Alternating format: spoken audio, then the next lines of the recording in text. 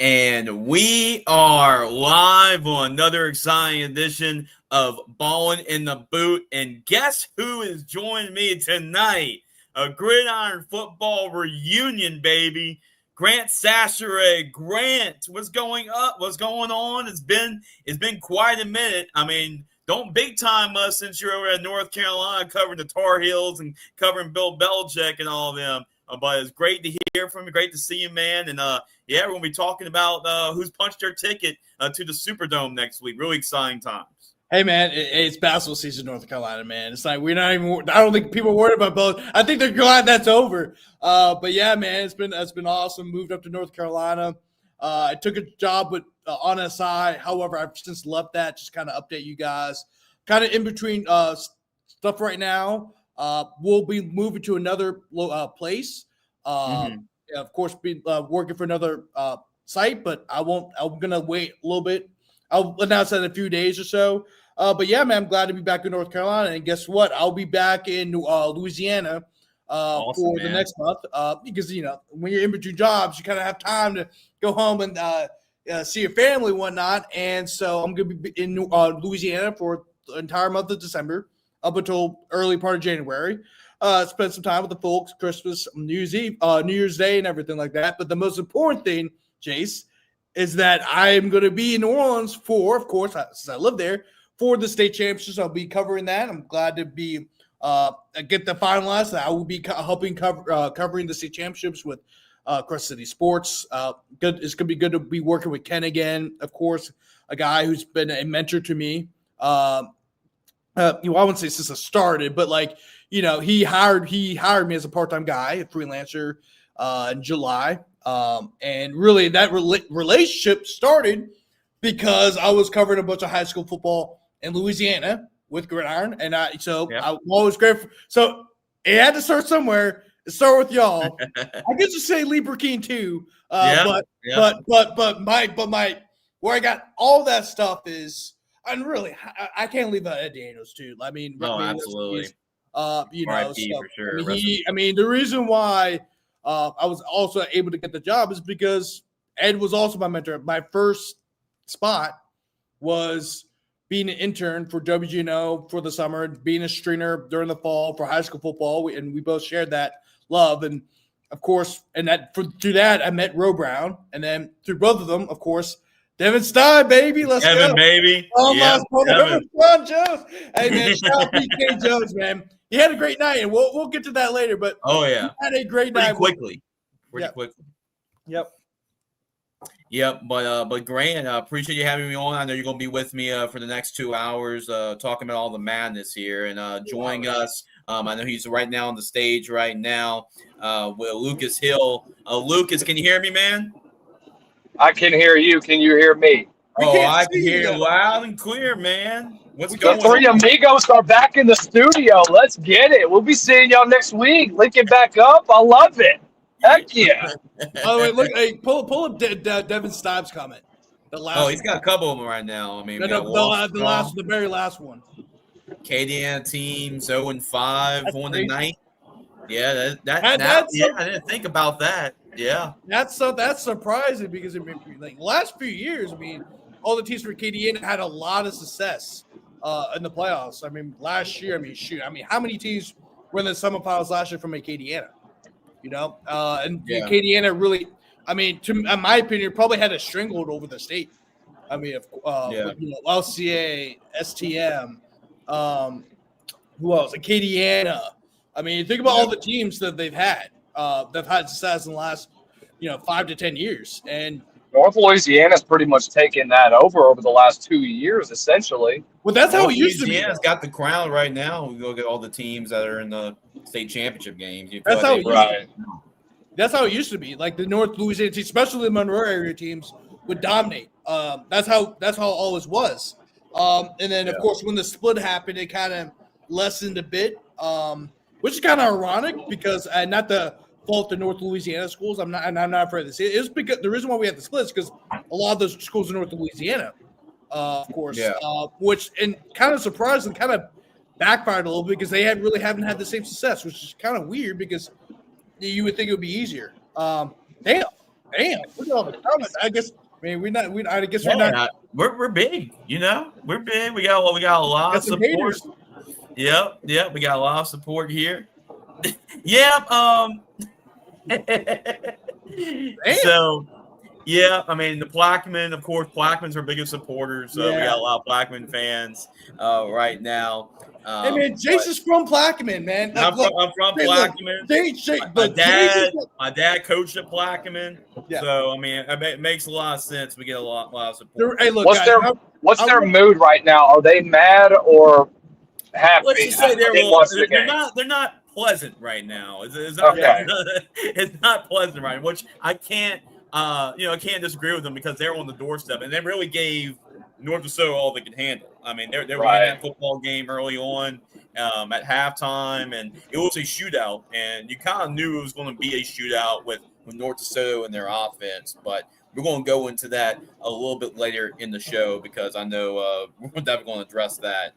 But I know, Lucas, we're going to talk about the game that you were at tonight, Riverside Academy and Ascension Episcopal. Riverside Academy gets a 42-14 win over Ascension Episcopal, and you text me at the end of it, and this guy's been on a run. I mean, the last couple of games, but Jaden Obikwe, he's been our Gridiron Football Player of the Week finalist the last couple of weeks, and what he did tonight, he had 37 carries, 269 yards, and 6 touchdowns. Looks like he's going to be a Gridiron Football Player of the Week nominee this week, but talk about Jaden, and looks like he took over that game. Oh, from start to finish, because you look at the first half, Jace, both offenses combined for 5 offensive drives. It was a time of possession game in the first half. Riverside, first drive of the game, takes off half the time of the 12 minutes off the clock. It went on a 6 or 7 minute drive, no pun intended. But they go on a drive like that, ends up in Obikwe's first of 6 touchdowns.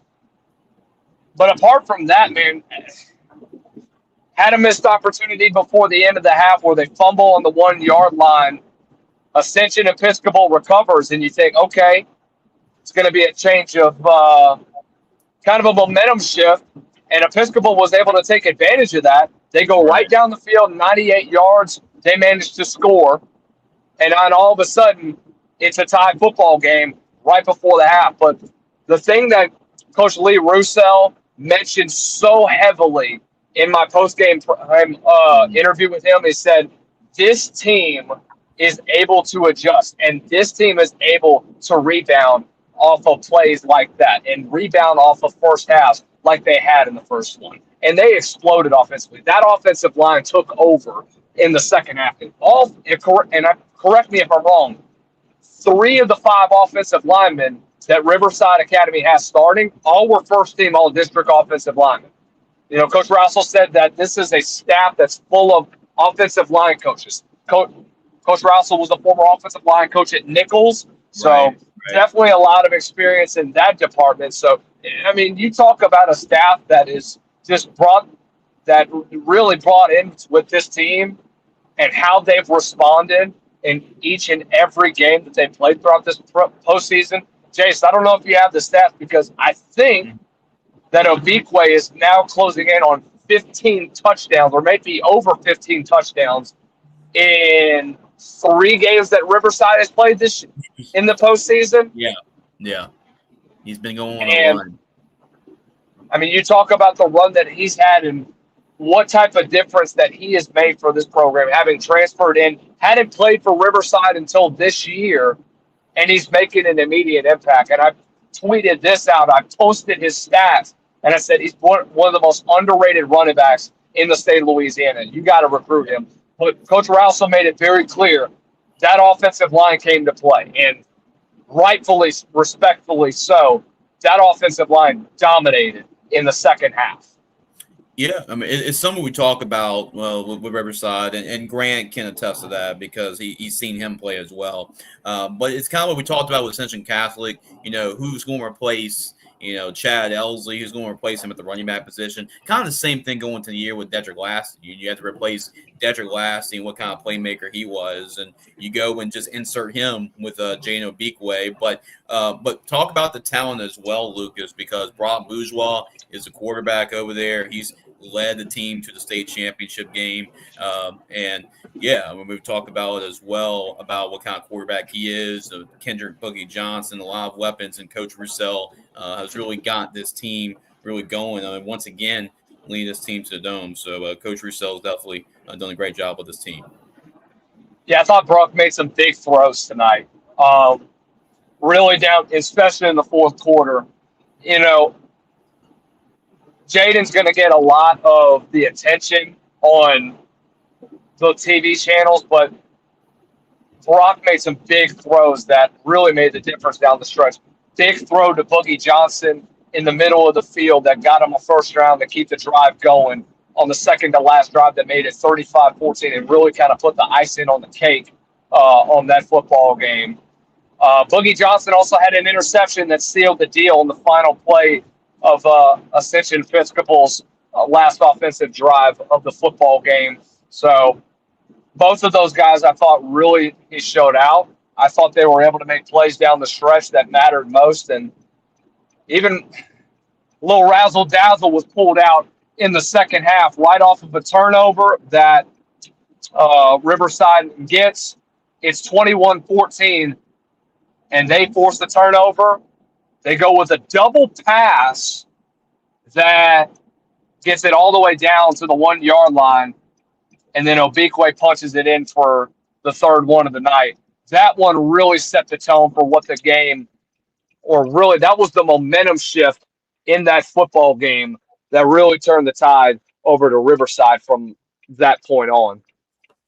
Grant, do you have anything for Lucas on the Riverside Academy and what they've been doing? This is kind of funny because off the top, I usually have a lot of questions, which just shows you, my long travel to North Carolina. I think, but I think I'll say this about Brock, man, because I'm glad you mentioned Brock because he's been an underrated part of that Riverside program for the last 3 years. I mean, when you mentioned Brock, I'm like, oh, that's right. He's still there. He's still there. He's been a 3-year starter for them. He started the sophomore year. And a lot of people talk about the running game, but, man, he's a great passer as well. He's a veteran guy.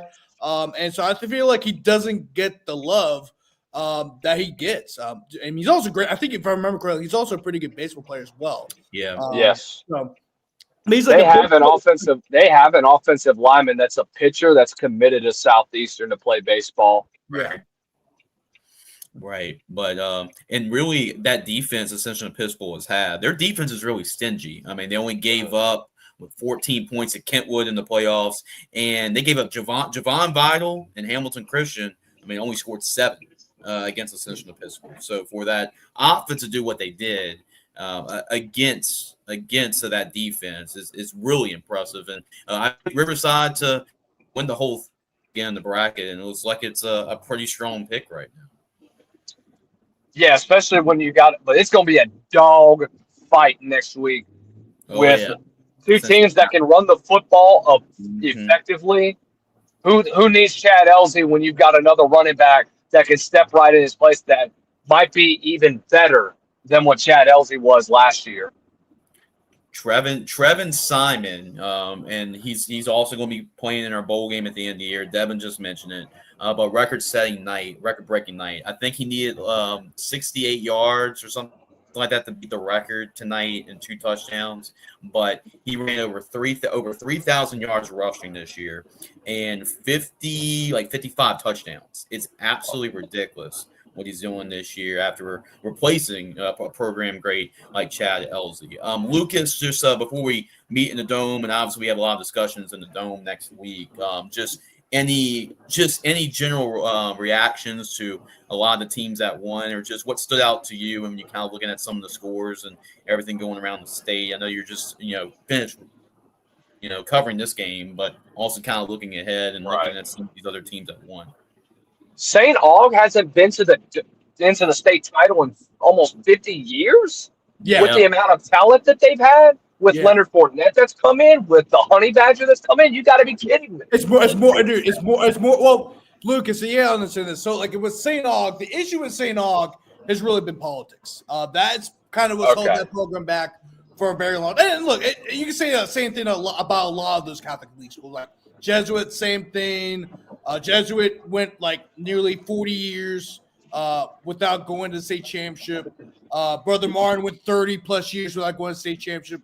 I mean, there's been a lot of programs in the Catholic League that had long droughts for going to state championship. Whether it's a lot of different reasons, whether it's politics, whether there were some years with it just kind of ran out of talent.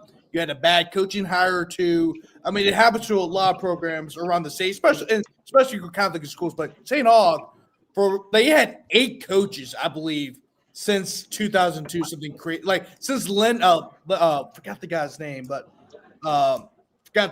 like since like the early 2000s, St. Aug had 8 coaches. Before Valdez. I mean, they went through all kinds of turnover before Valdez, they were just basically hiring the guy, whoever was at Carr at the time. Right. And they hired Valdez, who was coming off, he was on the staff at Grambling with Hugh Jackson. They got fired. And it's just a perfect opportunity for saying, like, you know what? We want to win now. We're tired of Carr coming in the Catholic League all of a sudden and dominating. We're going to make a splash higher. And they got Coach Valdez, and he's completely turned around that program. Did you hear what we got there? They didn't win a single Catholic League game. Did you hear what Bryce Brown said after the semifinal game? No. He said, "Get there early. The whole city of New Orleans will be there." Yes. Like after the game, because I was watching the game live on the Hashtag. Shout out those guys, JB and BK and all of them, and George Pepis. Dude, like. We have all got to take a picture together with them. Yeah, when he got in the end zone, I forgot who caught the touchdown. I think it was Bennett, but I have to go back and look. I believe so. He caught the ball. The second that happened, the whole St. Aug crowd rushed the field. Oh my gosh! Yeah. They were running like in the like they were pounds. We actually coach on as well, too. So we're about to have our first victorious coach that's punched his ticket to the Dome. So, Lucas, any final thoughts before we let you go tonight? Yeah, I mean, tough way for Neville to lose. Can they ever get over the hump? Just getting past the back-to-back years, you lose to Central, and now this is probably the best team that's come through in a little while, and then in comes the underdog, Ouachita Parish. Is that what the school's called? Yeah, Ouachita Parish. And then Ouachita comes in, 13th seed on the way to the Dome. I mean, can they ever get over the hump? That's going to be the question for them. What was the score of the Zachary and Ruston game? And then I'm out of here. 21-17. Is that right? Yeah. Ruston won tonight, 21-17. So it's in all North Louisiana. Yep. Division I non-select. Yep. Yeah, so I think because I know Division I select and Division II select are both New Orleans area schools, and I think Division I non-select and is it Division III non-select also all Monroe Northeast Louisiana schools. Yeah, you guys got Sterlington, Gina. Well, there's St. Law, but still, I guess. 318, but I mean. I think there's one other too. I gotta look at the final scores, but a lot of North Louisiana teams, teams. Haynesville. Yeah, and we'll go over it as well. But Lucas, I appreciate your time, man. Keep on doing a great job, and we're definitely gonna be catching up in the Dome next week.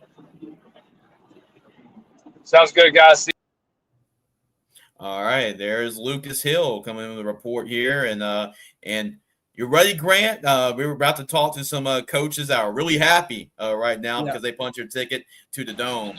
And we're bringing on Taylor James. I just talked to you earlier this morning because Christopher Hampton's won our Gridiron Football Player of the Week. And I said, hey, maybe we meet up tonight and talk again about punching your ticket to the Dome.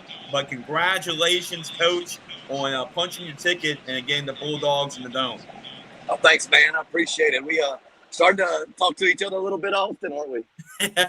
That's a good sign. It's a good sign to see right. my ugly face. But Grant joins us as well. What's going on, man? Yeah. What's up, Coach? Long time no see. I know, man. You took off on us. Yeah, I know. I wasn't expecting to take off. It just happened. And it's like, well, I got to take this job in North Carolina. But, you know. Man, congratulations to you, man. That's awesome. Thank God I actually be back in this dome to cover the game. Right. So I'll definitely see you down there. That's awesome. All Yes, right, sir. awesome. So, Coach, it was, 45-14? Was that the final tonight? Yeah, I believe so. 45-14, and it started off. I mean, I saw the score at halftime, and it kind of threw me off seeing Coach Bourgeois interviewing you. I thought that was really, really great to see. Student Episcopal, Ascension Catholic, but yeah, it was 33-0 in the first half, and I'm like, wow. I mean, I definitely did not see that one coming. But what went so well? What went so right for y'all in the first half? Just early on, we were able to take advantage of a couple things and jump out to an early lead. Right before the last 4 minutes before halftime, I thought were really big for us. We were almost able to get kind of a 2-for-1 situation with scoring twice and then intercepting their last drive to kind of give us that momentum going into halftime. So some big plays for us. Right there, go in the second quarter to kind of take a hold of the game early. And against good football teams, it's never over till it's over. You can never let off the gas pedal, and that's a good football team. But man, super proud of the fight of our guys, super proud of the finish of our guys, and they've earned it. Yeah, they definitely have, and I believe there's also a historic night as well for Trevin. I mean, I'm only assuming that the exact stat and everything he's able to do. I'm sure he had a huge game, but it looks like he broke some records tonight for y'all. Yeah, he did. That's awesome. Yeah, that's awesome. Here's a fun fact for you. It's his birthday, so he broke the all-time single season rushing record on his birthday. Yeah, on his 18th birthday, man. So couldn't happen to a better kid. I believe he was right at 300 and 5 touchdowns tonight. So man, we had a chip in from a bunch of guys. Josh Barber had a big game out of the backfield. Greg Fernandez had a big game out of the backfield and a rushing touchdown as well. So man, a big game all around by those guys, and just super proud of our team effort. Yeah, definitely, Coach. But Grant, you have a question for Coach James about the win tonight? Yeah, Coach. First of all, I also want to mention this again. Congratulations. But what does this mean for the Ascension Catholic community, especially since you guys have been knocking on the door for so long, and also doing your first year as well? Yeah, that's right. Yeah, man, it's special, man, and I wanted this for this group of seniors, this team, and then this community, man. They've really rallied behind this team. I'm really proud of all of them, and been knocking on the door for a long time, and that was kind of our battle cry this week, was to knock the door in.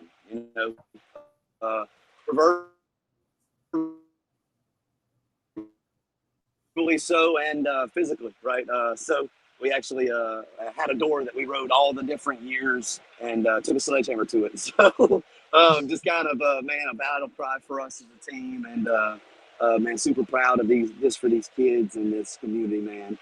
Couldn't be happier for them. Our fan base shows up every single Friday night to support these kids, and they bleed purple and gold, man. So love it for them, love it for these kids, and one more. And I mean, your defense. I mean, we talk about the offense performance tonight, but that is a really good Team Westminster play, and they have a great quarterback, great running back, great offense, and for your defense to have a performance like that, how proud of you of that defense, or you of that defense, and how they performed tonight? No, that's the recipe, man. We've challenged that defense, and here's the thing: our defense has gotten better each and every week. Mm-hmm. This season, we replaced 9 starters on that defense coming into this year. We're really young on that side of the ball, and we have gotten better each and every week this year. So, man, I'm super proud of the growth of that team. And to the last 2 weeks, they've played some really good football teams and some really good offenses. Tonight, that's a really good offense. I believe they were averaging like 40-something a game coming in. Man, they're a really explosive offense, a really good football team, and man, they stepped up big time tonight. I think we had two interceptions and a fumble, so 3 takeaways. Man, it was a big first half for them, and man, they played their butts off tonight. I couldn't be more proud of them. Absolutely. Grant, you have anything more you want to add, or just not really?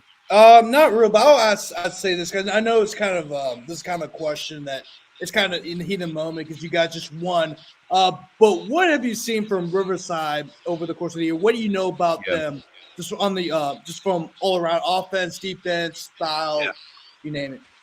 They've been a really good football team, man. Coach Rousseau does a great job over there. Really good football team. They've been, at the top of the division all year. We're not very far apart, so it's I believe we're only about 20 miles apart. So, Oh wow, we're right there. And Ascension Catholic and Riverside are no stranger to each other. It seems like every year when the two line it up, it's a war. So man, that's a great football team. It's going to be a challenge for us, but you know what? That's what state championship games are. They're supposed to be that. It's supposed to be a battle between two really good football teams and on a big stage. So, hats off to those guys. Congratulations. Yeah, definitely. That's going to be a great matchup in the Dome, and that may be. Man. We're looking forward to the challenge. Yeah, definitely it'll be a huge challenge for you guys for sure. I believe that might be the first game in the Superdome Thursday. Is that right? Is that the first game starting off the bat? No, second. Second game. Second. Okay. No, second. We're at 3:30. Yeah, 3:30. So I got the 3:30 slot. Okay, but man, that's going to be a great matchup. I'm excited for that matchup. And we talk about really your offense and Trevin, but in the offensive line this year. But they're running back Jane Abikwe. We just talked to Luke about it, and that's what you're going to be playing. But he had 6 touchdowns tonight and close to 300 yards rushing. So I know he's been kind of on the tear too. So if you like running back play, that's going to be a great game. But coach, just want to mention that I'm sure Troy LaBeouf was playing those clips from last night. So just a little bit of extra motivation for you guys. That's what I was. Man, hey, listen. Yeah, that's what it's all about. Hey, man. Hey, listen. We can't pay attention to that, man. We've got to keep rolling. Tee the ball up, put the ball down, and we can't worry about all that. The seedings, you throw all that out the window, baby. We just line it up and play. Absolutely, y'all definitely done that coaching. Coach, what an incredible job that you're doing this year in your first year at Ascension Catholic. I know what kind of job you're doing over there. You're doing an awesome job, and let's keep it rolling. Let's keep it rolling the Superdome and see what the Bulldogs are doing. But congratulations, Coach, and we'll be seeing y'all play next week. That's right, baby. Thank you. Go Dogs. Go Dogs. Love it. Taylor James, the Ascension Catholic Bulldogs have punched their ticket to the Division IV Select State Championship game. So that is her first victorious head coach here tonight. We got another one coming in just a minute. I believe we have Coach Robert Valdez joining us right now. Coach, is your heart rate okay? I'm good, man. I'm good, baby. What's happening? What's up, Coach? How's it going? Nice, long time no see. Hey, man. What's up, my brother? How you doing, man? You good? Yes, sir. I'm doing pretty good, man. I'm happy for you, y'all. 7th award. We got all New Orleans State Championship. I'm really excited, man. It's gonna be a purple. It's gonna be a purple atmosphere. It's gonna be a real purple atmosphere come next Saturday, man. Yes, sir. Oh, it's going to be an awesome atmosphere, Coach. Congratulations on the win. Saw the last couple of minutes of that game. Just making sure your heart rate's okay after that one, Coach. You're all right? Is testing your blood pressure a little bit? I don't. When he scored that touchdown, I don't know what happened. I kind of just like, whoa! I fell to the knees. It's been a heck of a day. I woke up this morning in Nashville, Tennessee. My daughter graduated from Tennessee State University, and my older daughter and my grandson flew back. Everybody's still in Nashville. They're watching it from the hotel lobby and whatnot. And then we had this. And so, this is amazing. It's just an amazing, and I'm just so fulfilled by just. Oh, we lost him. Yeah, we lost Coach, but it happens. We'll see if we can get him back on and try to get him back on. But well, I mean, it seems like a day for Coach Valdez if that's what all happened today prior to the game. So yeah, imagine flying in from Nashville. And you fly, and then you fly in maybe like 5, 6. Oh, we got him back. I'm back. Yeah, we got him back. I get so many phone calls. Every time somebody calls, it knocks it off. But I think you're a popular man right now, Coach. So no, man, yeah, I get it. My kids, man. How about Vashon Coulon on that last drive? Man. Oh yeah. Oh man. He The poise he showed. Yes, poise, and he just put us on. We put it on his hands, and I mean, he was on the spot with all the throws, and you know he was able to see the coverage and get the ball and work it to perfection. So I was just so happy for that kid. He worked so hard. He's just such an unsung hero, man. So for him to lead us in that situation, and it's unbelievable. Yeah, absolutely. Final score 32-29. St. Augustine goes to the state championship for the first time since 1979 is what I heard for the first time. And I know the Purple Knights were waiting for it. I mean, I saw them. I mean, just hovering around the end zone, just waiting for that play to happen. I mean, just one thing. And what through your mind in the last 39 seconds, John Kurz took the lead. Yeah, 39 seconds. But I know you probably felt pretty confident in Vashon and this offense to really give you all a chance at the end. Well, we knew that they were not going to let us throw the ball deep. We knew that they were not going to let us throw the ball deep. We knew that they were. And I looked over there, and they were celebrating. There was a lot of water being thrown, and I think, you know, they were very excited. And, you know, why wouldn't you? You know, you go up, and you have a chance to win the game with 39 seconds left. And we just told our guys, man, look, we just got to finish. We just got to finish. You know, let's go out and finish. Let's go out and finish. The game's not over until it hits all zeros. And so, you know, the kids went out there. They were poised. They were under control. They, you know, and we just made the routine plays down the stretch. And, you know, pitch and catch. It was pitch and catch. And guys caught it. He threw it. We blocked and gave ourselves a chance at the end. And Derek Bennett's just been a guy that's just been so big for us, you know, as of late. You know, we've had so many injuries. We have so many guys that went down, and he's really, really been a key part of what we're doing. Grant, you have anything for Coach Valdez? I know you were really pretty excited. I know you were pretty excited when you called me. Nights one. While I'm trying to pull up the game touchdown. Yeah, any questions for Coach Valdez? Yeah, Coach. I remember going to one of your first practices during the spring a couple of years ago, and obviously you could tell, like, okay, something's building here, but they still need to learn the culture. They still need to do this and that. What can you say about this team, especially the seniors? Because 2 years ago, they did not win a single game in the Catholic League. Now they're going to this. Now your program's going to the state championship for the first time since 1979. What do you have to say about this team and how they've really bought into you and the culture trying to instill in St. Augustine? Just so I'm proud of these seniors because they've been through so much. They've been through so much, and you know, they had to adjust to a new coach. I had to adjust to it. It was so much of an adjustment for them. You know, a new way of doing things, a new way of you know, practicing, a new way of accountability, you know, a new way of just how we go about our day-to-day process. And especially it's hard for a veteran guy when a new head coach comes in because, you know, you would think that you kind of have earned the rite of passage, and not everybody's on square one. And those seniors have been on, you know, they've been on the same level, you know. Hold on. They've been on the same level since I got here. And they just fought through it, man. They fought through it. We only have 15 seniors, guys. That's the beautiful thing about it, man. We have only 15 seniors, so take that how you want to take it. But I'm just so proud of that small group of guys, and they poured everything that they have into this. And, you know, they get to go out and they get to tell everybody, you know, for the rest of their lives, they got a chance to play for a state championship. Well, Coach, I mean, this is going to be a play that's going to live on a long time. I got to play the audio and everything because this is just too special. The call. BK, bro. It ain't gone 4 Man, seconds the left. block by the Four running back receivers, was 3 to the left, awesome. 1 They to the sent right. pressure, man. And This is a great yours job with by the offensive line. Coulon. Great job by Khalil Lewis. Back up, pass, edge Coulon, pressure. pressure. He steps in the back.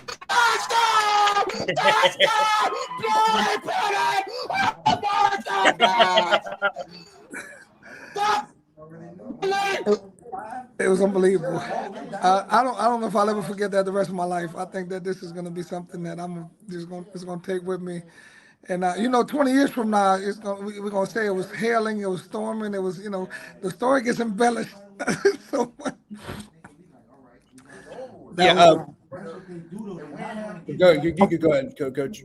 no, but Sean Coulon called that. He called that play. He called that. Okay. Play. He called that. He came to the sideline. He called that play. We had another play that we wanted to run, and he said, "Coach, I want this. I want this. I want it." And we were like, man, look, let's go. You're our guy. Let's go with it. He called, and he said him and Derek Bennett have been working on this, and they executed it perfectly. I mean, Coach, you talk about all the greatest drives you've seen in NFL history, like the John Elway drive, the Joe Montana touchdown drive to beat the Bengals in the Super Bowl. This was kind of reminiscent of that. In that pressure situation for a chance to go to the Dome, the defense just gave up a touchdown. John Curtis was really feeling themselves as well. They're about 39 seconds away from winning the game, but really the composure we talked about a whole lot during this interview. That really impressed me the most of how really not only Vaishon, but this whole team was just calm and composed just to go down the field like that in a matter of 30 seconds was really impressive to me. Just so proud of our guys, man. I don't know. I think that, we practice extremely hard. We practice these situations. And they just went out there and I tell people all the time, the offensive line did a great job, and my guys played pitch and catch at the time when they needed it the most. Yeah, definitely a play that's going to live in some war. The coach talked about it. 2 years. This is your second year at St. Augustine, and just for y'all to go punch or take the Dome. Did you ever think that it would take this quick to get this team in this spot? I didn't. You kind of go into a plan situation like this, but it's just a testament to everybody here in the building, a testament to our administration, a testament to our players. And like I said, one thing about this place is a wonderful culture, legacy that's unmatched. And everybody in the building pours into everything that we do in our young men. So it's, like we said, we talk about bigger than football, but, we had a chance to go out there and play the game we love. Absolutely. Grant, anything to wrap up the interview with Coach Valdez? Yeah, I just want to say this one thing before I ask my question. That what you heard right there was BK Jones, who is a class of 95 graduate from St. Aug. So that what he expressed there was years and years of frustration of Ben not going to state championship. And he's seen plenty of them. And it also happened in semifinals too, where they just fell too short. But Coach, you guys going to the state championship. Carl will also be in the state championship. Just talk about that matchup, but then also what it means for the city of New Orleans. Yeah. That those two programs are going to be playing the Dome for state championship. But not only that, I'm pretty sure the LSA is pretty happy that Dome's going to be pretty packed. Oh, yeah. It was like we just lost Valdez. Got to get another phone call, man. Yeah, I think he's a popular guy right now, Grant. Well, that's just my everything you're seeing right now from that game, the final call. I got you. Okay, he's back. I got you. It's just a beautiful thing. Like I said, this is wonderful for the city of New Orleans. You're talking about the state championships has to go through New Orleans. The state champions have to go through Catholic League. It'll be our third time that we're going And that's the only loss this year for St. Aug this year. Was the John game. Man, it was packed for that one. Standing room there at Morris Jeff. So can you imagine what the Dome's going to be like? The atmosphere is going to be insane. Dude, you're going to see. You're going to see, dude. The phone won't stop ringing. So, man, love y'all, man. Love what y'all doing, man. You know what I'm saying, Jace, and appreciate all the love and support, man. Get off this phone and I get it, Coach. I totally get it. So, congratulations. I know you're a busy guy, obviously a popular guy right now. So again, we do appreciate your time with us as always, Coach. And we'll see y'all next week. Hey, it's cold pizza, baby. When you win, you get cold pizza. Yes, sir. You gotta love it. Enjoy every second of it, Coach. Thank you. All right, buddy. Valdez, Victoria's head football coach. Always Grant. And the thing about Coach Valdez, a hell of a coach, but just an awesome human being, just an awesome guy. Yeah. So I mean, you just can't feel. I mean, like it couldn't happen to a better guy. And you knew we talked about it, like the splash hires that Southside made, bringing Jess Curtis over to Southside, and what St. Augustine did, bringing Valdez over. You knew that like St. Augustine just hit a grand slam against Coach Valdez.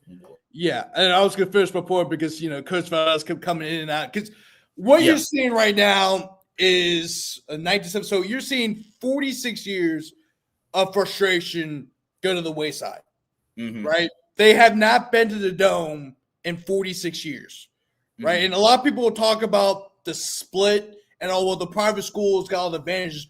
All the private schools didn't start winning state championships until the split happened, right? It was really just Evangel and Curtis, right? They were the main two. But, I mean, other than that, I mean, it was all the North Louisiana schools, for the like Neville and West Monroe, blah, blah, blah. But going back to St. Aug, like, they've gotten close. They lost to West Monroe.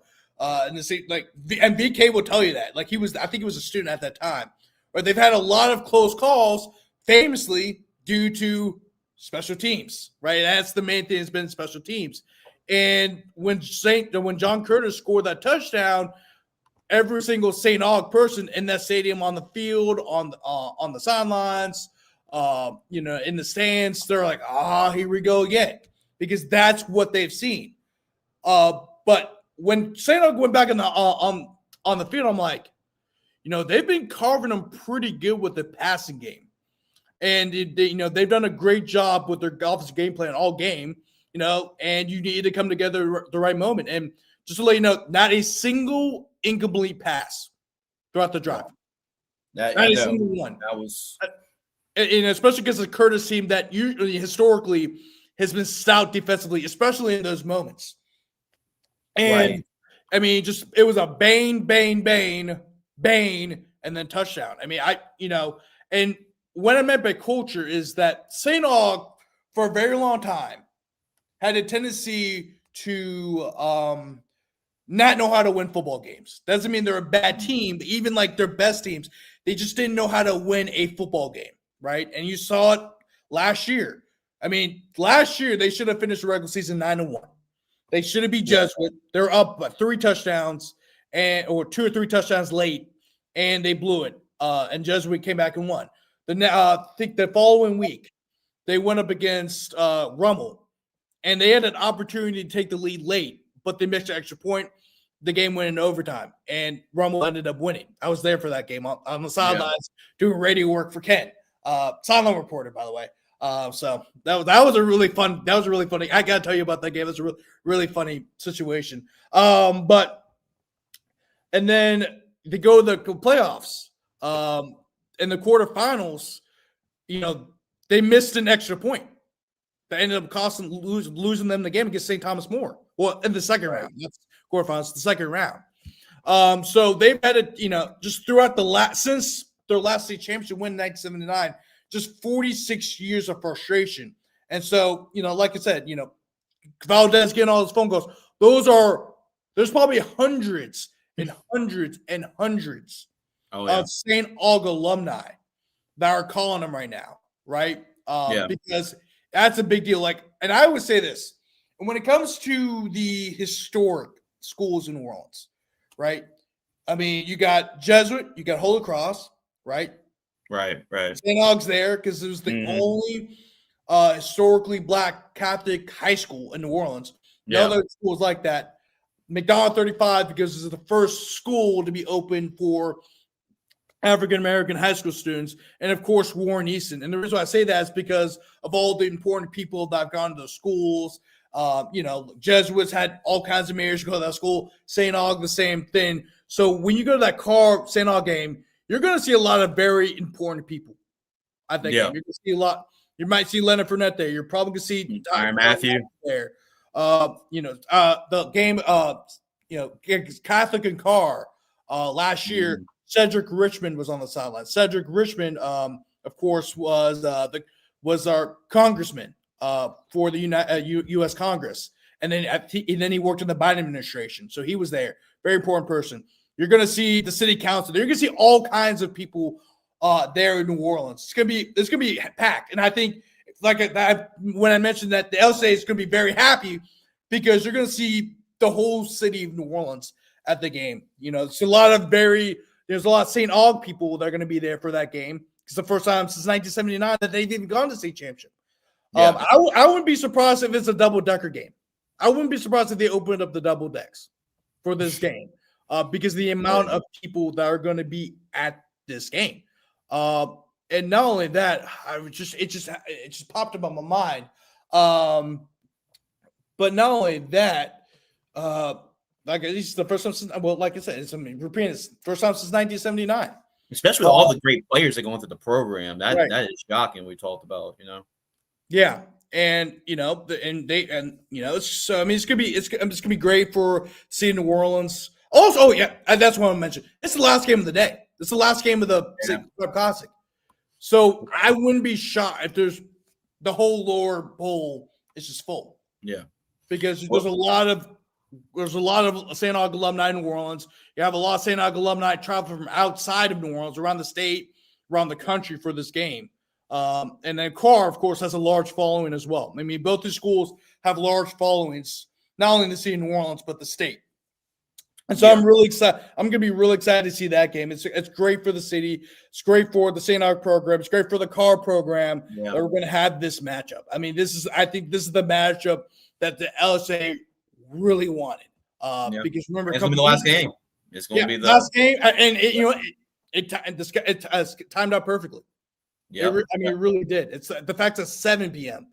It's awesome. Prime time Saturday night. I mean, what more can you ask for? So, is it for 7? Because I know I know Division I non-select and select, or is that final day? I'm gonna confirm it.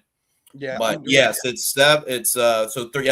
So it's actually not 7 o'clock, but they are the last game. It's 3:30. So 3:30. So I mean, it's on a Saturday too. So I think that's what helps out as well. That you don't have this game like it's a kind of early game, or so even on a Friday, you had this game on a Saturday, especially the last game. And I think that's the best way you can close it out with these two schools going at it. No other school has produced more NFL talent than St. Aug. Carr, of course, has produced a lot of college players. They're catching up for a very long time, but they've had 15 guys signed to a Division I college.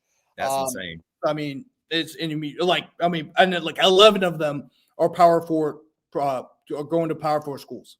Shout out to Hayden Howard. His dad was watching the stream the other night. I know his son signed with Texas, one of those 15 guys that signed. So Grant, I know we might have 1 or 2 more coaches that come on, but before we do that, let's talk about some scores. I know we talked about just a couple of games. Might as well go over who is punching their ticket to the Dome. So let me see if I can share my screen right here, and I'll go back and forth to see if there are any coaches coming on. We probably have at least maybe one more before the end of the night. But let's talk about, and you can react to it as well as we talk about. But Haynesville, they take care of business, 47-6 against Jeanerette. Haynesville, this is kind of the same thing. The last 2 years they made the state championship game.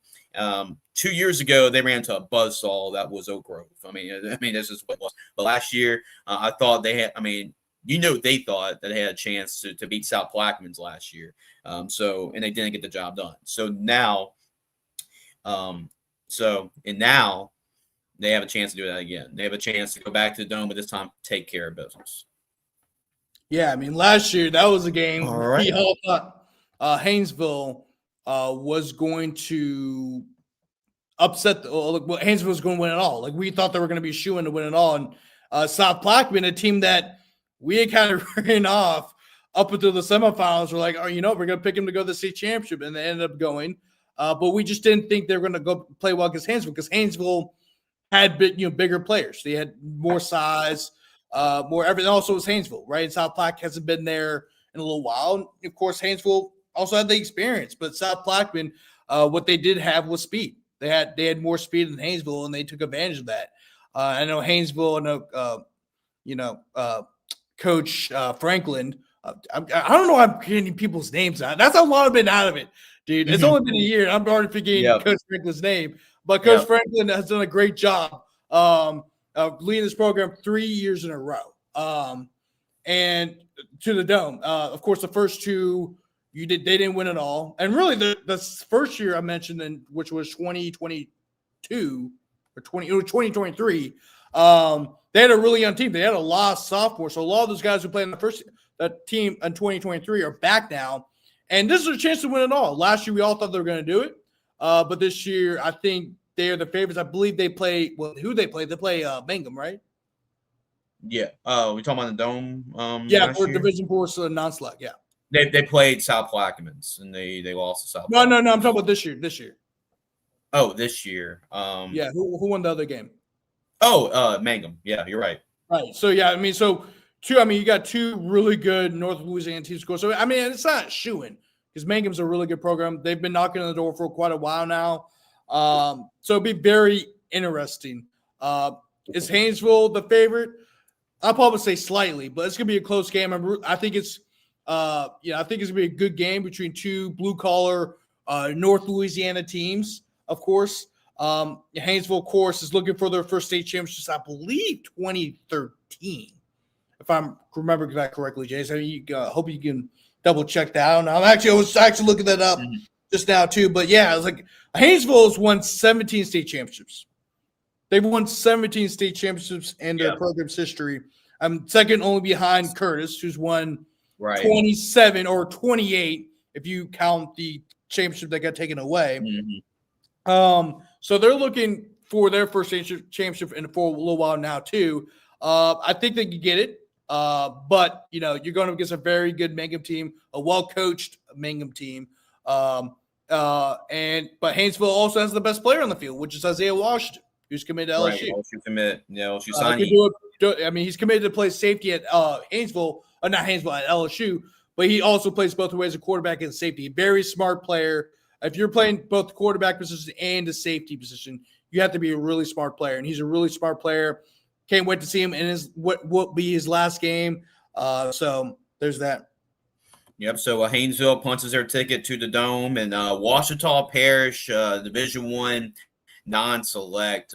They defeat Neville. Remember that was a rematch of the regular season game, which Neville won by 1 point. So you knew that. It was going to be a tough game, and it's really like the mantra goes, the saying goes, it's tough to be a good team twice, and that is what Neville was trying to do. Especially it was only a 1 point difference last time around. But this Ouachita team, man, and we've seen teams get hot, that are double-digit seeds and Cinderella teams. But make no mistake about it, this was a fluky seeding and a fluky because they are really good. Because of the district they play in, it's just a victim of that. But a lot of their losses, I think 3 of their 4 losses were less than a touchdown against teams like Neville and Ruston and West Monroe and Ash. And those teams, and you see how this team's getting hot, and the only difference is that they're able to finish these games, but they've been in every game this year. They just happened to finish in these games, especially tonight against Neville.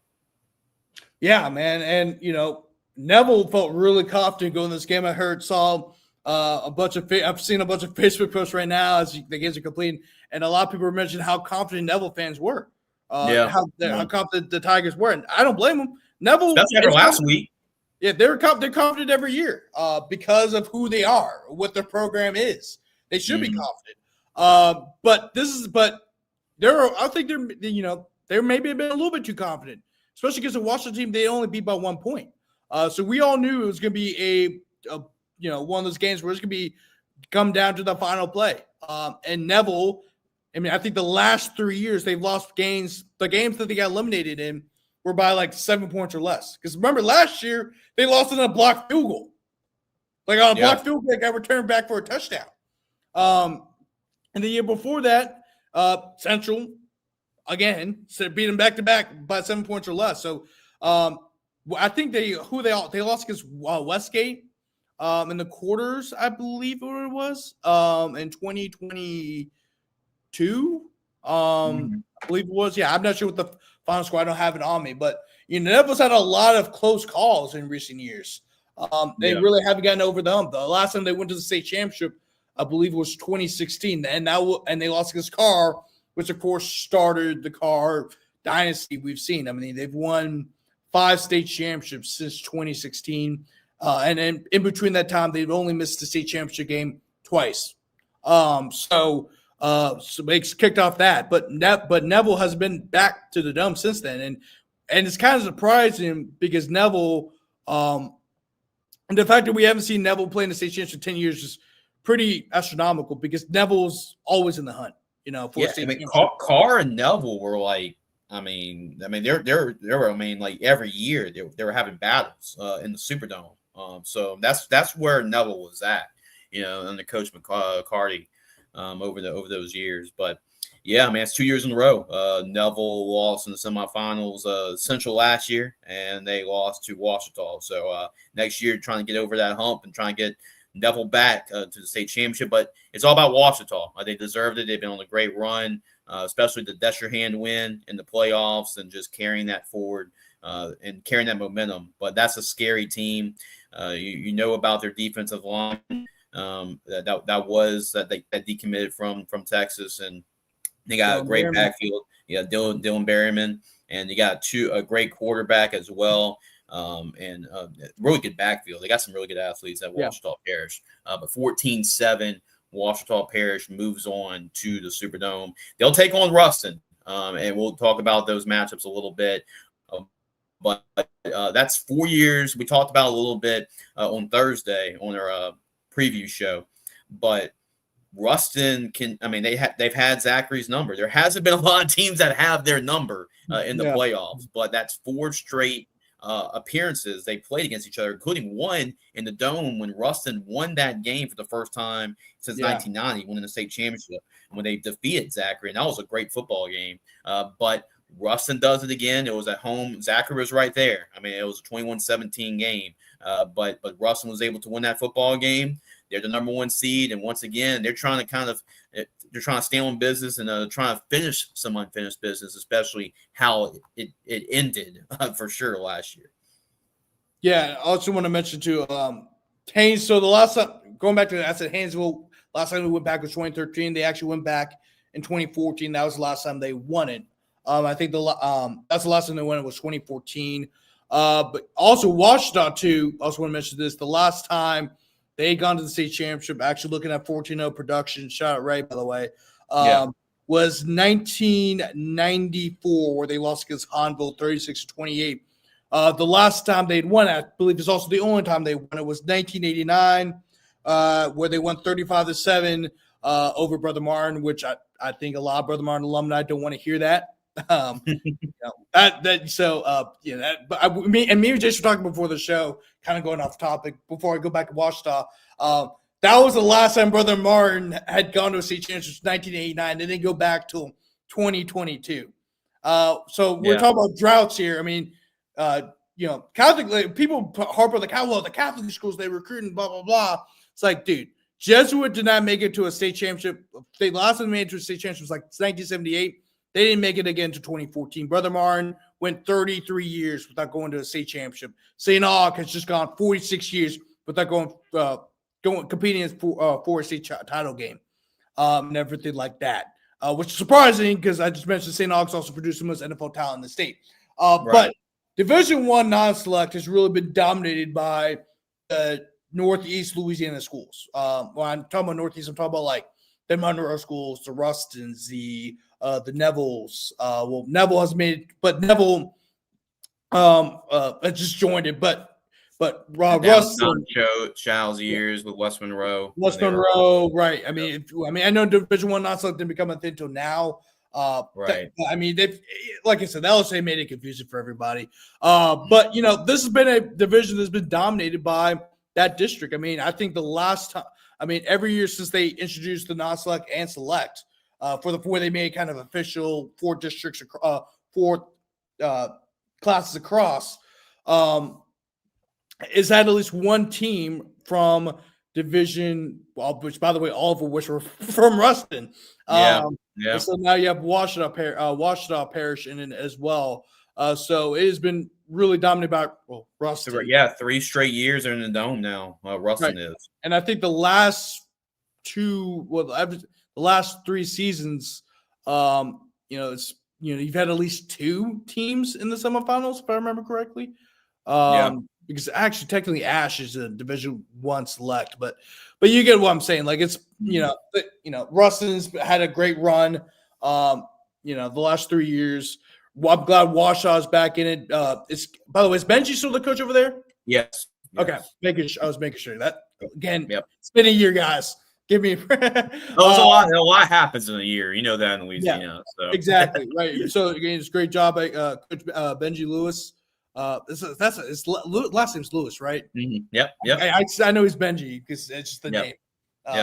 Benji Lewis done a great job with that program. Of course, I know that program is known for having Dylan Berryman, but that program, Washoe has always been one of those programs that they may go 6-4, 7-3, but a lot of that's because of the district they play in, right? I think other than the Catholic League, Division 2 5A is the best league in the St. Louisiana because you had West Monroe had a little bit of a resurgence this year. They beat Catholic this year, and they beat Catholic.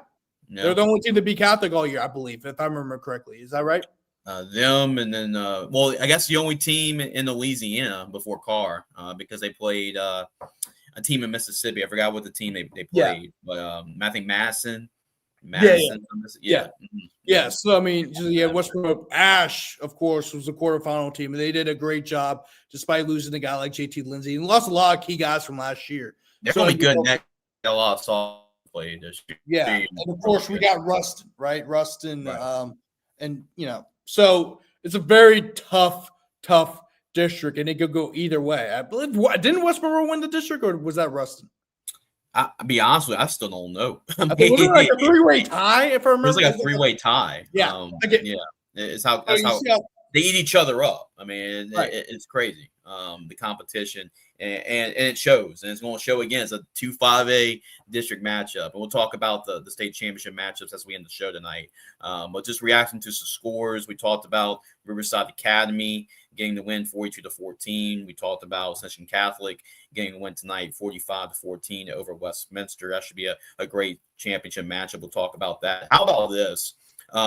It's actually the other way around. It says Notre Dame 34, Calvary 28, but it's the other way around. So Calvary, we don't use the Crescent City Sports website, man. This is what happens. I know. But we have Calvary Baptist 34, Notre Dame 28, and the game went into overtime. And I believe Notre Dame had a 4th and 2, had a chance to Calvary missed the extra point after the touchdown. So this was a big play, 4th and 2. And you got to give credit to Calvary Baptist's defense and the goal line stand. I think Braylon Hugon got the touchdown in overtime, get him up 34-28. But Calvary this year, Grant, this is a team obviously I was really high on because they returned everybody that won the state championship from the year before. But they lost Catholic New Iberia, especially how that game ended. It looked like Calvary was going to win that football game. They gave up a touchdown, onside kick, and I think another touchdown or field goal to win that game. But this team flying under the radar compared to last year because you have to replace the Abram Mordells, the James Simons, the guys like that. And I think that's really helped them flying under the radar like they are this year. Yeah, which is kind of funny because Calvary Baptist, I mean, I've always said this, Calvary Baptist really could compete at the Division II select level because of the amount of talent they produce. I mean, of course, they attract a lot of the top talent in Shreveport. It's not, that it is what it is. Calvary Baptist kind of is, I guess you could say, the new Evangel from what Evangel used to be, right? Or I guess you could say our father's Evangel. I guess they're our grandfathers because Evangel is kind of a relatively new school. Yeah, they are. They were founded in like the 70s or whatever. And then, of course, Denny and, Coach Dennis' son, which we'll probably talk about in a second. They formed a dynasty in the 90s, and, of course, it continued to the 2000s, and then really they kind of stopped in 2016. And really and that a lot of that's because of the foundation of Calvary. They created a football program, and some of the guys from Evangel went over to Calvary. So that's why people say, they're the new Evangel. But Of course, Coach Green has done a great job with that program since taking over. He has a chance to win his third state title with the program. He's accomplished a whole lot, produced a lot of great talent, including James Simon, who's now at Texas. Yeah. And it doesn't matter who they lose, they just reload. Right. And they're a great program. Grow a lot of great coaches, guys who've been there, done that, guys who've won state championships of players and coaches. And they're not unfamiliar with the Dome. I think that, I always say this, when you look at the matchups between certain teams, like you always kind of look at the experience factor, right? Is this team very familiar with being in the Dome, right? And that's usually how I pick the winners. Last year, I even said the reason why I picked Ruston over Central was because Ruston had been there the previous 2 years, while Central had not been there since 1966. That didn't matter. It looks like we got another coach on. I hate to interrupt, but hey, we got to bring on Coach Neil Weiner on the show. Coach, congratulations. Is your heart rate okay? After that one? It's calming down a little bit. It's calming down. I want to know who Grant picked in that game right there. He said he picked all these winners for the Dome. Mm-hmm. Who'd you have in that semifinal, Grant? Some of them, I didn't pick them. I just got that gone. But it could have gone either way. I mean, that's the thing. Like between you two programs, got great players on both sides. So that was one of these games where like you have to do a coin flip. Yeah. Well, Coach, I'm not sure you saw it, but we did give you some guys motivation. But just to say we picked against you, but hey, it's all in good fun and get some motivation for the guys, and it worked. I'm playing chess, not checkers for you, coach. Well, we appreciate it. Thank you so much for helping us out. Absolutely, but Coach, it was 49-48, right, against LCA. 49-48, yeah, 49-48. Our kids, they were absolutely amazing. When you give up 48 points, you say, man, your defense didn't show up. But that really wasn't the case. I mean, they bowed their necks right before half, made a goal line stand. And then in the end, make the interception. And then we had to give them the ball back. We ran, we couldn't run out the clock because they had a bunch of timeouts and they had to make another stop. So defense made 3 huge stops. And it kind of makes you not be too concerned about the points given up. But our kids were outstanding tonight. Yeah, and Coach, you talked about we talked about it on our show last night when we picked the games. Like you knew this was going to come down to a game because we knew about Brandon Walker and what electrifying quarterback he is. We all know about Elijah, so it was going to come down to a game. Like, okay, which defense was going to get those critical stops? You're not going to shut down both these quarterbacks. I know you knew that going in, but how proud are you of the defense and getting those timely stops because you knew it was going to come down to that?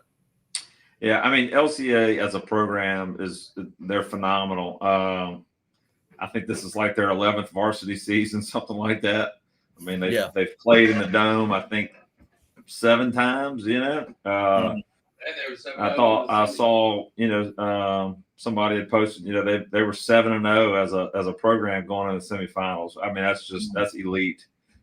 Great coaches, Coach Standiford, Coach Chop as he goes by. Yeah, for being such a young guy coaching, he does an amazing job. And then, man, their kids, they played so hard. It was a clean game. There wasn't any trash talking stuff going on. It was physical, and man, just the athletes on that field on both sides. But golly, their guys, quarterback Walker, Allen, the receiver. Goodness gracious! Hey, go Tigers for Tiger fans out there. They're happy. He's special. And then I think it's August. We're in August. Yeah, I think he's been a basketball kid that came out this year. And man, he's a special talent. He's got another year. So man, just great players all over the place. And for our kids to bow their necks and make a stop when we had to have it was pretty special. This is one of those games we talked about. Like, I don't think anybody really deserved to lose that game. If I wanted to, I wish I could just send both LCA and Dunham to the Dome because I knew how special both those two teams were. But it's just kind of one of those things that somebody had to lose. Grant, do you have a question for Coach Weiner after electrifying win tonight? Coach, 3rd time in the last 4 years you guys have gone to the Dome. and obviously it's a huge milestone for your program, but also I know the last few times you guys got in the Dome, it's been really close. Came down basically to the last play. Last year, we all thought like you guys had an opportunity to win the game, but of course, Catholic New Iberia made some great plays down the stretch that ended up winning the game. But how confident you guys going to this game, especially considering that the last two trips didn't really necessarily go your way? We don't really talk about those trips to our team. We literally in June, the first summer workout team meeting, we talked about it and we said we're never going to talk about it again. And we've done that. It's never the best team that wins. It's the team that plays best. And that's the way it's going to be on Thursday. Calvary Baptist got an incredible tradition. Coach Ewan is one of the best, most respected coaches in the state of Louisiana. They've got great kids playing for them. One of their best defensive players used to live right next door to Dunham before his mom moved up to Shreveport when he was in middle school. He's a great player. David Weeks, a great kid. Yeah, really proud to see him grow into the young man he is. So, next week will take care of itself. We'll have great practices just like we've done all year, and that game's going to have a history of its own, just like the other ones have.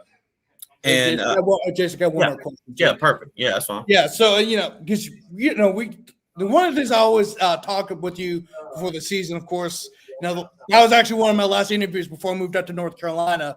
But one of the things we often talk about before the season is, the offensive line, defensive line aren't really the biggest guys. Yeah. Right. And oftentimes you guys go up against bigger guys on the line of scrimmage, but it just seems every single time they seem like they out physical the other line. And, now you guys, of course, playing your state championship for the third time in the last 4 years. What do you have to say about those guys on the line? And then also just, these seniors, they're getting a chance to play in the Dome for the third time in the last 4 years, because not a whole lot of senior classes can say that.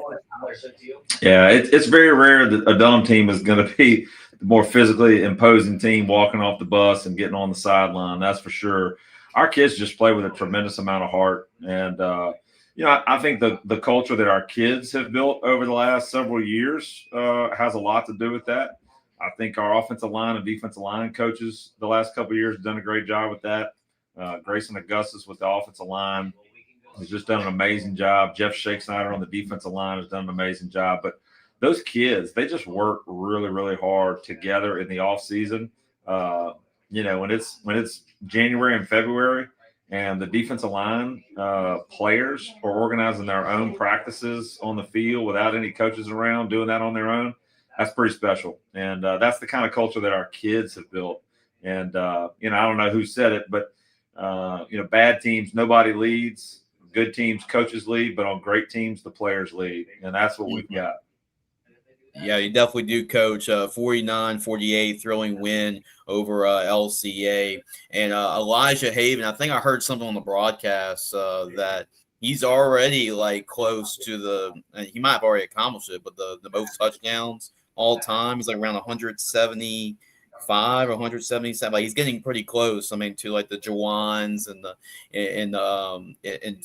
Mathern. The Dartes kid from Vermilion Catholic, and just a junior. You still got another year with this guy, but just the composure, what you've seen from him tonight, it seemed like a lot of different bodies were all over him, and he was just nonchalantly throwing a lot of passes and then getting him down the field. So we all know the special talent he is, but just being able to coach him and see how he's developed since his freshman year and knowing you still have him for another year. What can you say about Elijah and how much he's really taken those steps this year? Yeah, it's just such a joy and a blessing just to be around him. He really is. He's just such an uplifting and encouraging, positive person. I don't think I've ever heard him say a negative thing, about a player or about a team opponent. He's just a steady kid, and you just don't see that a whole lot. And then on the field, obviously, he's just so talented. But man, he put so much work into it. Jeff Hand, our offensive coordinator, and Elijah, they're together before school at least 2 days a week. Watching opponent film, talking about the game plan, going on the board together. And those are the things where that really you start to see separation, on the field. Obviously, physically, he's gifted. And, I joke with Elijah, but I kind of mean it. I don't know who came up with the quote, but I say all the time, stats are for losers. You lose a game in baseball and you go, oh, yeah, but I still went 3 for 4 at the plate. Well, nobody cares. You lost the game. Right. Oh, I got mine on the court. I put up, 20 and 10. Well, so what? Your team lost. It's the same thing in football. You lose a game, you throw for 300 yards. Who cares? The most important stat is what do you do to help your team win? And that's what Elijah does best. Mm-hmm. And on top of it, he actually broke Jawan Johnson's, passed up Jawan Johnson at Lafayette Christian Stadium, which is pretty cool to do. Ironic. So, I think he ended up with 7 touchdowns today, and I think that puts him at 175. I think the record is 177. So that's a pretty special thing that we're all getting to be a part of, but most accurately that we get to witness. It's crazy that D'Artes from Vermilion Catholic, I think he's at 177, but has a chance to break that record at the Dome and has a chance to, even extend it even more because he got another year with them next year, which is pretty unbelievable. But Coach, obviously I've seen your team play a whole lot over the last couple of years, but there's just something about this year's team. I know you don't want to really necessarily compare this team to other great Dunham teams that made the Dome, but what is it about this year's team that makes this year's team so special? Man, I just think they really they believe in themselves. I think they truly believe the things that we talk about as a program, and all of our coaches, they're high character men, and I think the kids buy in to everything that the coaches believe. And it's not to say the last year's team didn't think that way or the team before that, but I know these kids, they love practicing together. They love hanging out together. They love spending time with the coaches. And so, man, when you got a talented group of kids that really do love each other and love being around each other, it's a pretty special thing. Grant, you have anything to add or anything else you want to wrap up with Coach Weiner before we let him on his way? Yeah, if you want to know anything about Elijah Haven and his maturity, the man played in the Dome as an 8th grader, like on the field. Yeah. And that's pretty incredible. I remember the next year when he became the quarterback, I didn't realize that he was a freshman. I thought he was like a junior or something. And from then on, I think that gave me 2 for like 350 yards and ran for like 3 touchdowns as well. I mean, incredible player. So, Coach, congratulations on the win tonight. I look forward to seeing you guys play in the Dome. All right. Thanks, guys. Really appreciate it. It's fun being on with y'all. Absolutely, Coach. I know you've been on the media side this year, so I know you're enjoying that a little bit, huh? It's my first Friday night off. Yeah, got nothing to do. And just enjoy it with us. And congratulations. And y'all next week in the Dome. All right. Thanks, guys. Y'all have a good night. You too. Absolutely. Coach Neil Weiner, Victoria's head football tonight for the Dunham Tigers, and a big win 9-48 against Lafayette Christian Academy. And like I mentioned, Grant, I've seen a lot of Dunham football, obviously covering Episcopal and just being around the program. But I have to say, I think this is Neil's best team. That's like all year. I mean, especially the Ascension Catholic game, seeing how they dominated that football game, seeing Episcopal and, in my opinion, I believe this is the best team he's had, because not only is Elijah Haven, but they got 5 receivers that can all play, and their defense is really good. They just played against LCA on offense, but defense is all legit. And to me, they have a great shot, obviously, next week. Yeah, because I think last year that was a great team last year. I mean, a lot of those guys are still on the team this year. But last year there were times where they looked kind of up and down throughout the year, and then they got hot near the end. But this year, I mean, if you look at the amount of points they scored, I mean, the only time they did not score 40 points was their 27-21 loss against St. Charles, who, by the way, is playing for a state championship at the Division II level. So, I mean, they've been dominant on the offensive side of the ball. They've been dominant on the defensive side of the ball.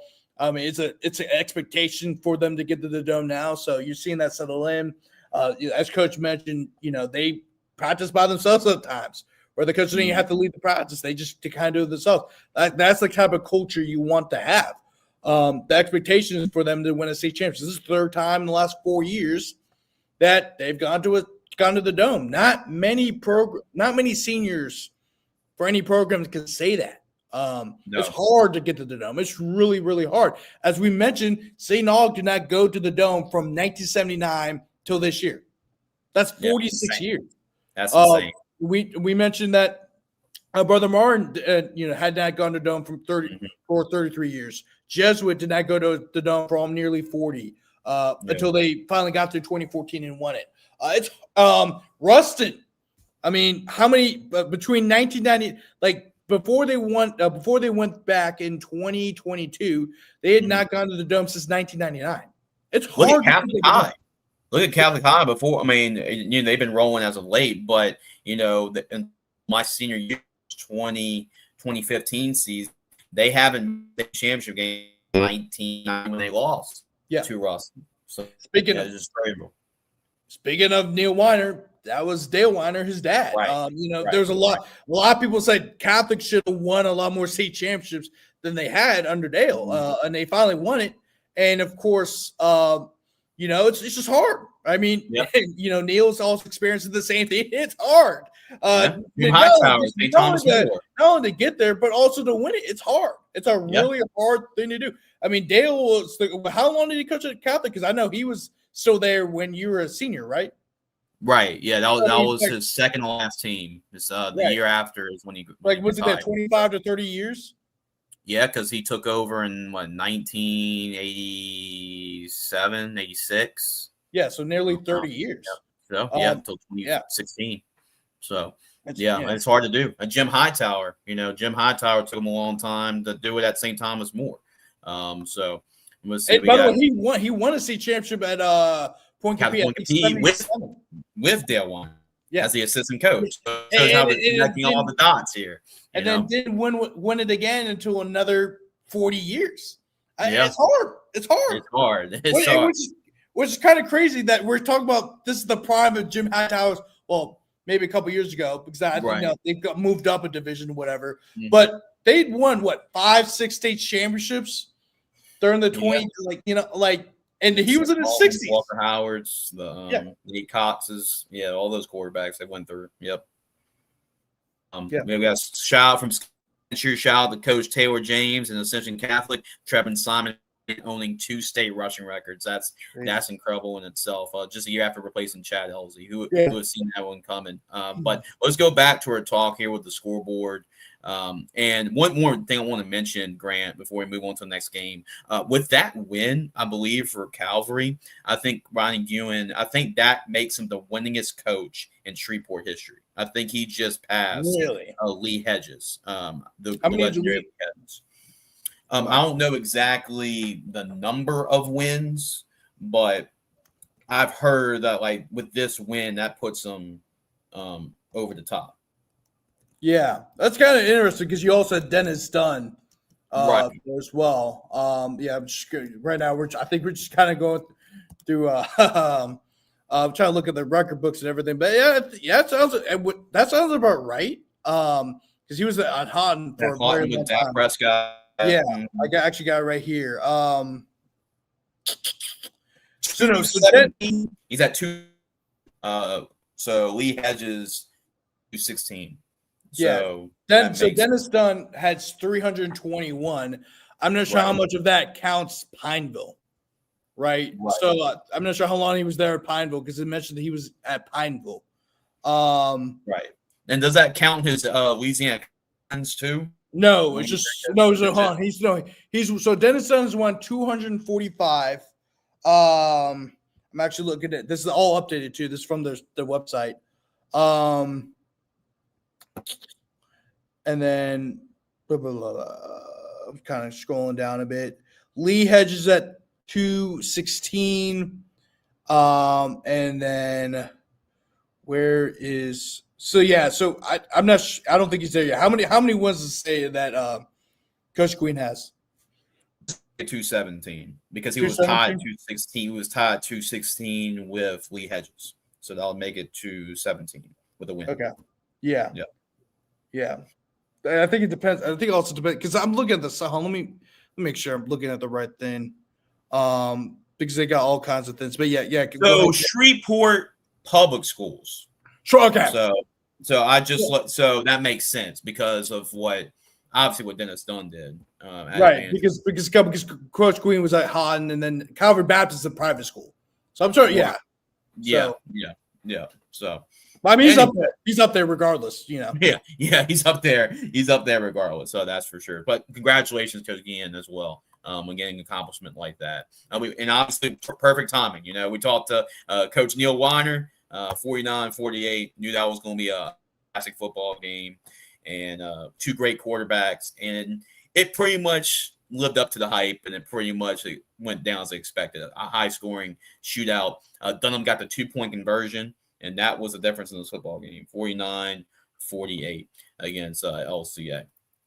Shaw, we talked about Shaw. You're definitely familiar with Shaw as well, Grant. So you can talk about them. 27-0 against Vanderbilt Catholic. And Shaw, they have done things a little bit different, but that just shows you the makings and the markings of a great head coach like Hank Tierney, doing it in different ways. And last year, a lot of the focus was on the offense because of the playmakers they had. Two players that are at the University of Michigan right now at running back and wide receiver. But this year it's been about the defense because the offense, rebuilding some of those pieces, has been the defense this year. And when they're on, we've seen Shaw when they're on, and they got LCA their only loss in the regular season this year, and they beat St. James. Of them to only 20 points. So, defense wins championships. And right now, there's not a lot of teams playing better defense right now than Shaw is. Mm-hmm. Yeah. And I was talking to JB about this game, the Shaw game. I told him, I know. And also it's like, it's like, hey, you guys are going to win. It's like, what? It's like, I don't know, man. It's like the thing about Vanderbilt Catholic is that, like, they do enough to get there, but they just can't get over the hump. Right. Mm-hmm. And it's just one of those things. Like, the last time they beat E.D. White was 2017 or 2018. Because when Alex was working against, he used to joke about that all the time. The last time we beat E.D. White was 2016 or 2017. Yeah. And also in that same year, we also lost against them. That started another streak. Right. So, I mean, and the Vanderbilt Catholics had the talent. It seems like they're there, but just something they just either they run into E.D. White or they run into his team like Shaw, and they lost 27-0. I think Vanderbilt Catholic's getting there. They've been knocking. They got a big win last week over Lake Charles Prep, which actually surprised me. I actually had Lake Charles Prep winning that game. Yeah, but Vanderbilt won that game in overtime. But I think just trying to get those teams. I think they're getting there. I just don't think they're there yet. And also Shaw still Shaw's expectation now is to get the state championship. They went there last year where they wanted it. They're the defending state champions. Coach Tierney's a great coach. And I think their defense is phenomenal, right? I think the issue with Vanderbilt Catholics, whenever they go up against some of the tougher defenses around the state, they tend to struggle. We saw that last year when they went up against Lutcher, which I was at that game. And, their star running back just had a tough time trying to get across the line of scrimmage. And then E.D. White, E.D. White's always had a solid defense. So I'm shocked that it was a 27-0 blowout. I thought maybe a little bit closer because Shaw's issues on the offensive side of the ball, which they've had throughout the year. But I think, the two really well-coached teams, I think, Shaw just has a little bit more experience. And I think they're just better defensively. They did enough offensively to win the game. And now they're going against St. Charles Catholic, How about that last year. I know last year people said, well, last year they only won 3 or 4 games, but there's a lot of outliers. It was a fluke. It was a fluke of a year. They had a lot of injuries. I remember they had a lot of injuries. They almost beat Dunham last year. They should have beat Dunham. There's a lot of games that they should have won, but they did have a lot of injuries. The star running back Skylar Edwards was out for a good bit of the year. They lost a lot of key players the year before, so they're playing a lot of younger guys. But the thing about injuries is that it helps form a team.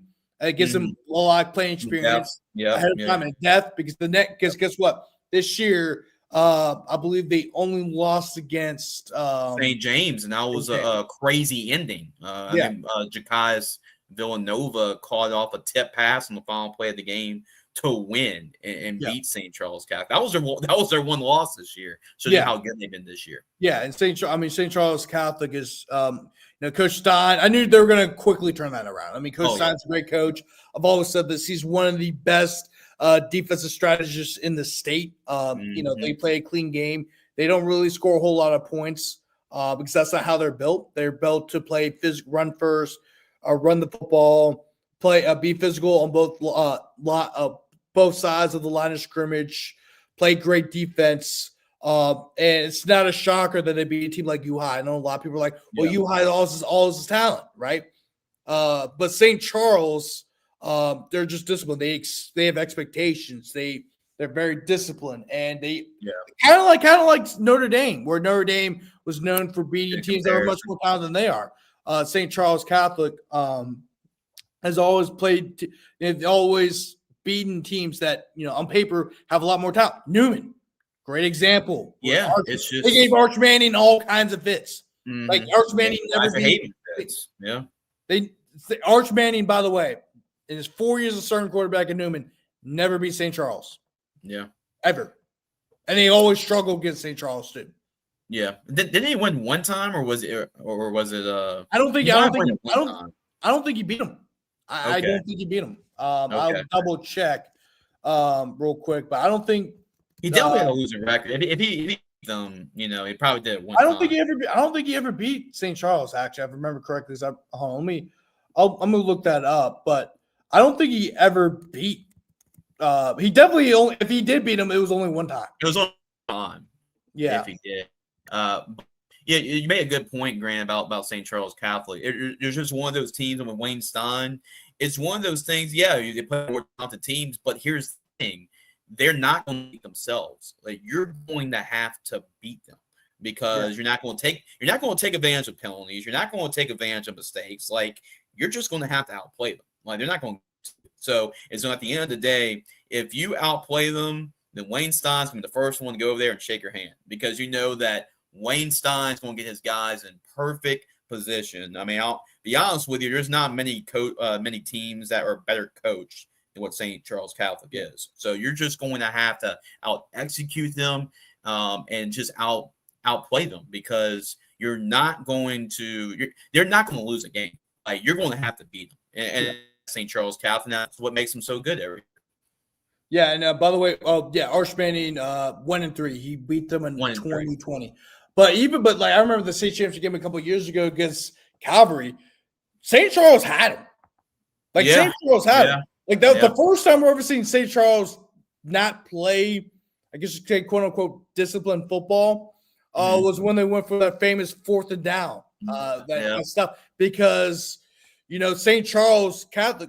I mean, that's because Calvary.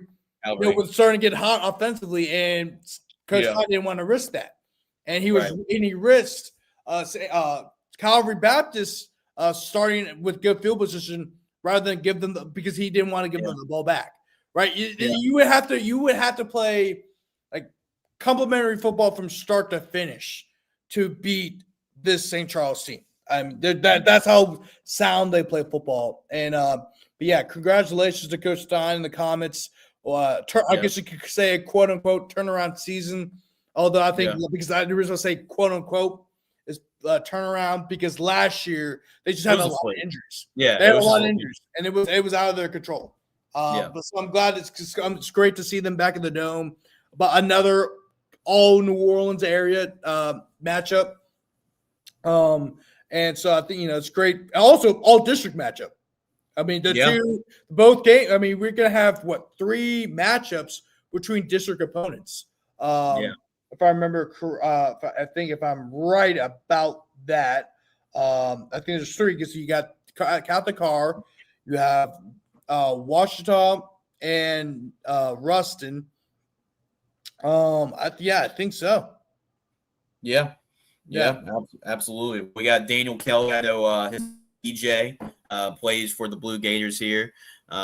Plenty called as Ascension Episcopal Gators first half side of the game on some key plays, 2 interceptions and a fumble, and a tie at the point. Fumble.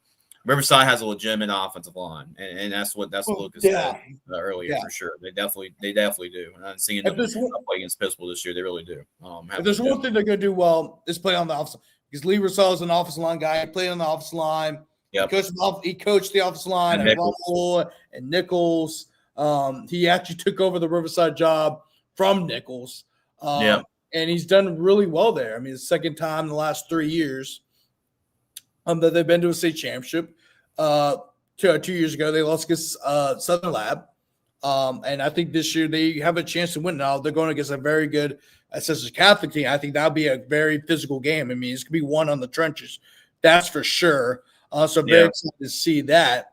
But yeah, man, it's just, that's just, I think Ascension Episcopal just ran into a Riverside team that just, I think, played a little bit more physical brand of football. That's what they want to play. They're used to going far in the playoffs now.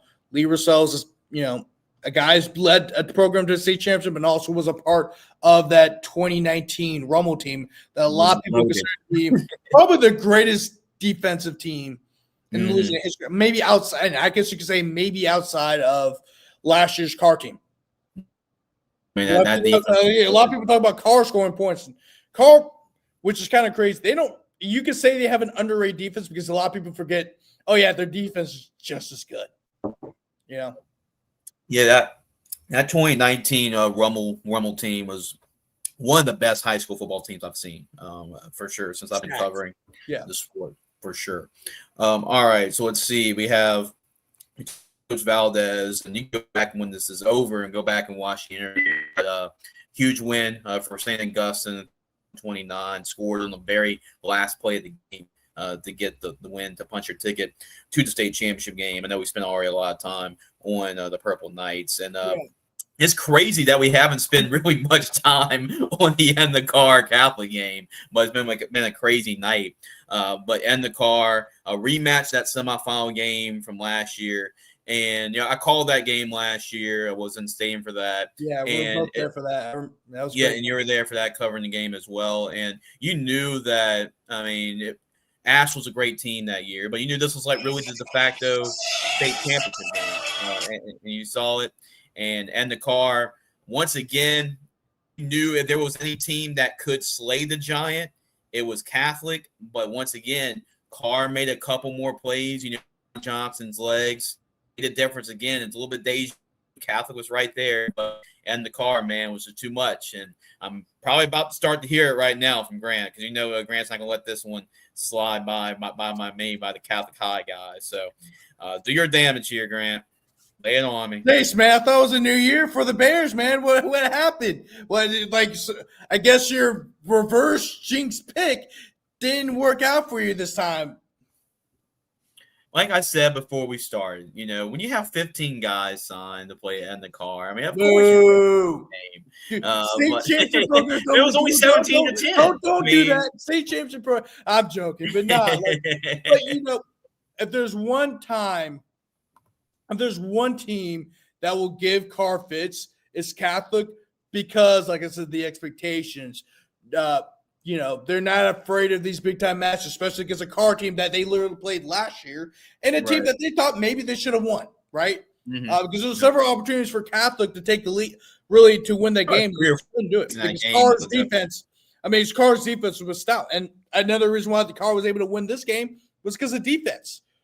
I think this was the score at halftime. It was a 17-10 game at halftime, and both defenses stepped up to the plate. These are two of the best defenses in the state.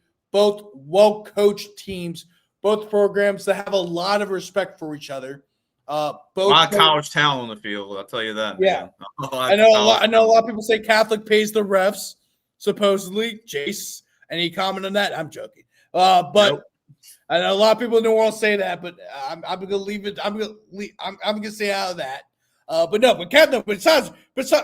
all jokes aside, now Catholic and Carr are two of the best programs in the state. They're the two biggest brands in the state.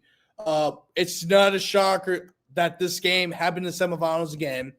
and you're going to keep seeing these types of matchups. These are two programs that are just the best, period. I mean, if you want to talk about programs that have had a lot of success and have been dynasties, as you can say, it's Carl Catholic. I mean, I know you can say St. Thomas More, and so there's several other schools, but the highest level of the highest of high levels, or the highest of the highest levels. I don't know.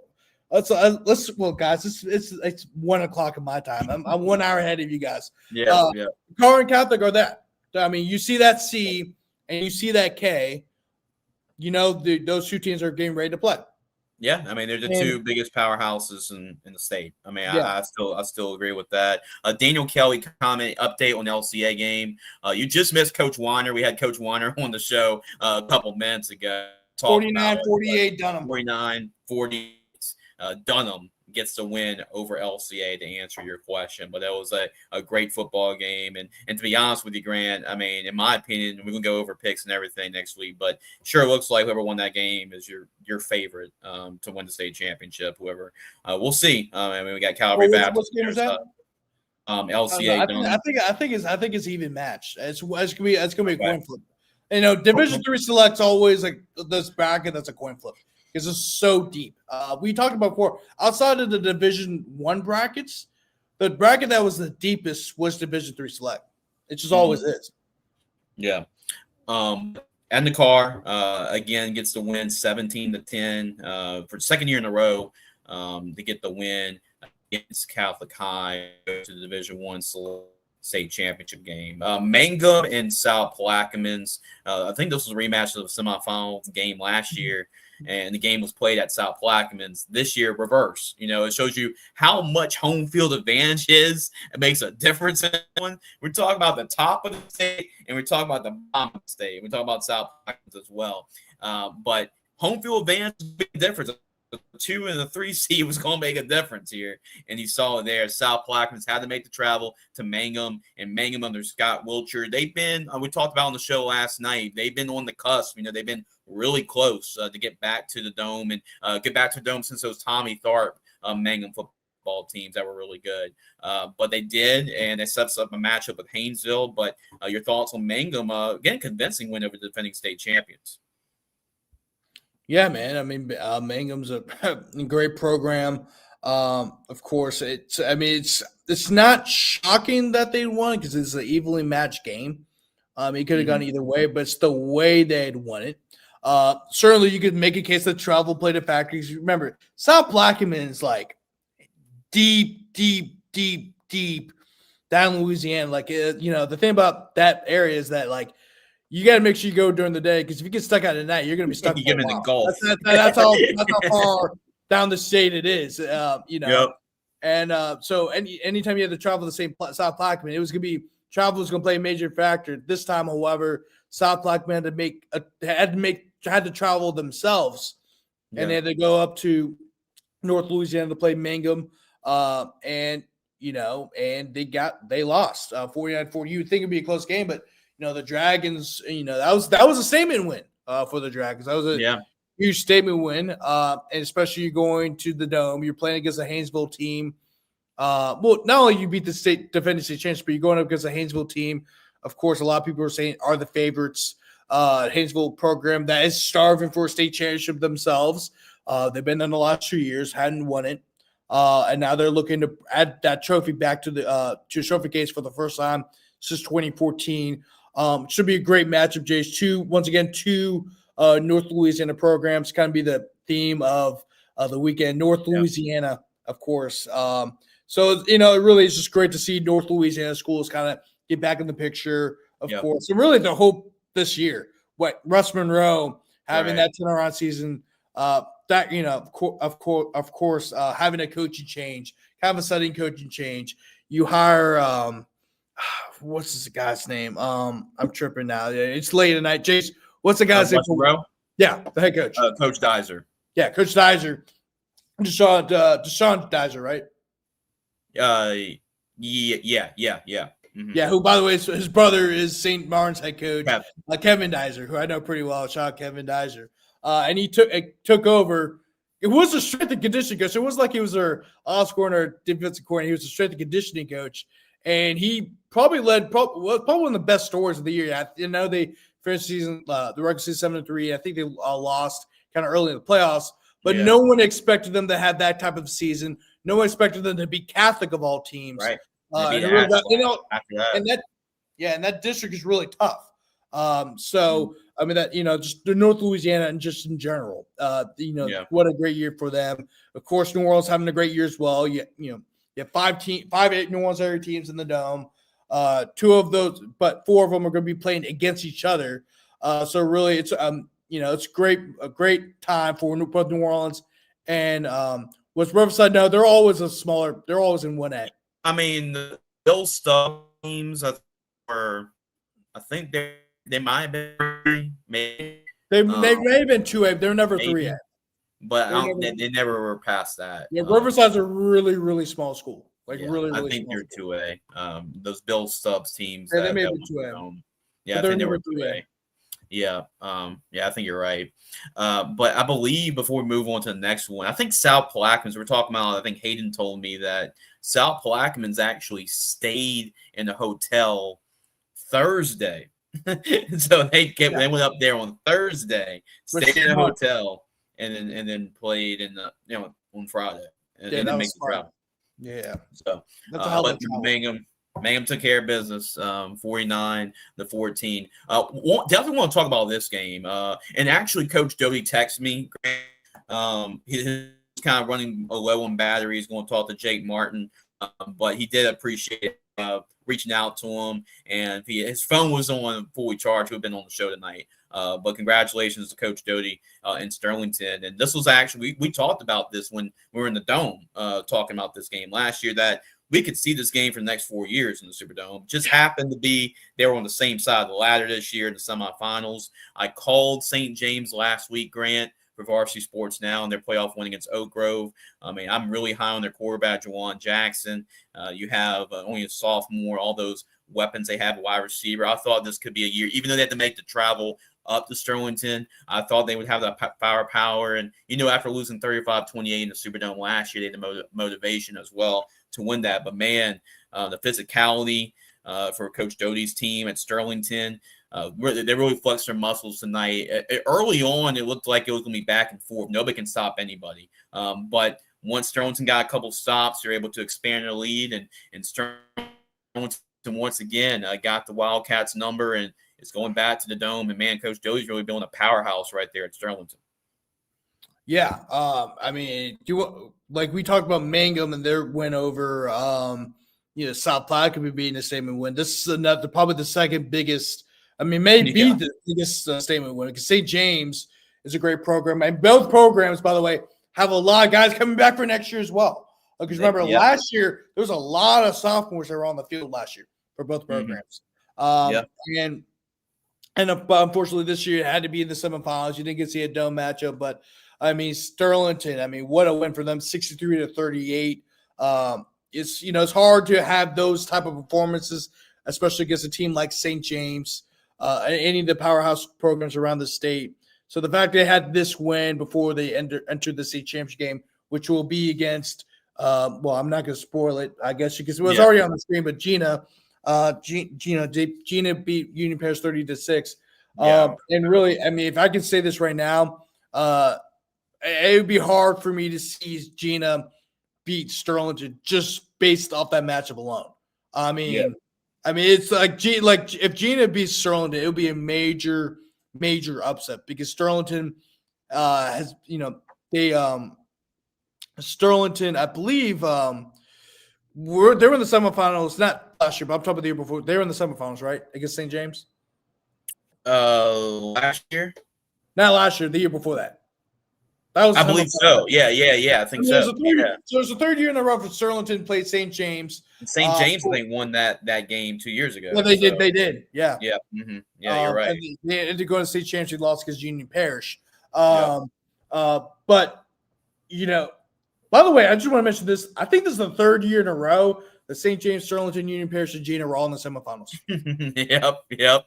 It is. I mean, it's like the same players, and And really, Gina, that's a big win for him. I got to admit, not only going to the Dome, but to get through Union Parish. The way they did, too. That's another statement win, too, to be honest with you. Right. That's another statement win. Yeah. Because Coach Spafford has got this team, in the Dome. I think he went there with 4 years in a row or 5 years in a row before they finally got it done against St. James when they went on a 2-point conversion to win. But, yeah, I mean, Gina punching their ticket to the state championship game. That's a huge win for Coach Roark. They got two great running backs in Cedric Wilson and Daniel Hatcher. And Sterlington, with the Downs brothers, it's going to be a great football game as well. We'll talk about at the end of the show. But 30-6, it's not exactly the type of regular season we've seen from a Coach Spafford Union Parish team. They've only, I think, went 5-5 this year. But they also play a really tough schedule too, which makes sense. Mm-hmm. Yep. And then, we get some rolling in the playoffs. They have two impressive wins over two undefeated teams, Kinder, ERAF, at the end of their seasons. And, once they get rolling in November, that's when the Farmers are really playing their best football. So huge win for Coach Roark as well. And the Gina Giants to get that win 30-6 and set up that matchup, I believe, in Division 3 non-select. Iowa. Yeah, before we go to that one, I have one last thing. I want to also give a shout out to Coach Roark for the job he's done the last 3 years. This is the first three times they've been in the semifinals. I believe, and 3 years ago they were the number one seed. They just fell just short. Last year they went to the semifinals, ultimately lost against Sterlington. So it would be a revenge game for the Giants as well. And now they're finally back to the state championship. Actually, Jason, you may know this more than I do, but when was does Gina ever been to the Dome before this year? I don't. I think it's been like you have to go back like in the 60s or the. It hasn't been recent that they have, if they ever have. I mean, I'm gonna go back and look, but I'm not really sure. To be honest with you, I think this might be. It's either first time in a long time or this is the first time ever. We're talking about Gina. Mm-hmm. I'm going back. They won. Nope, they never been. So this will be the first time ever, I believe. Wow. Yeah. So huge win for the pro. I mean, they're going to be really excited. Gina.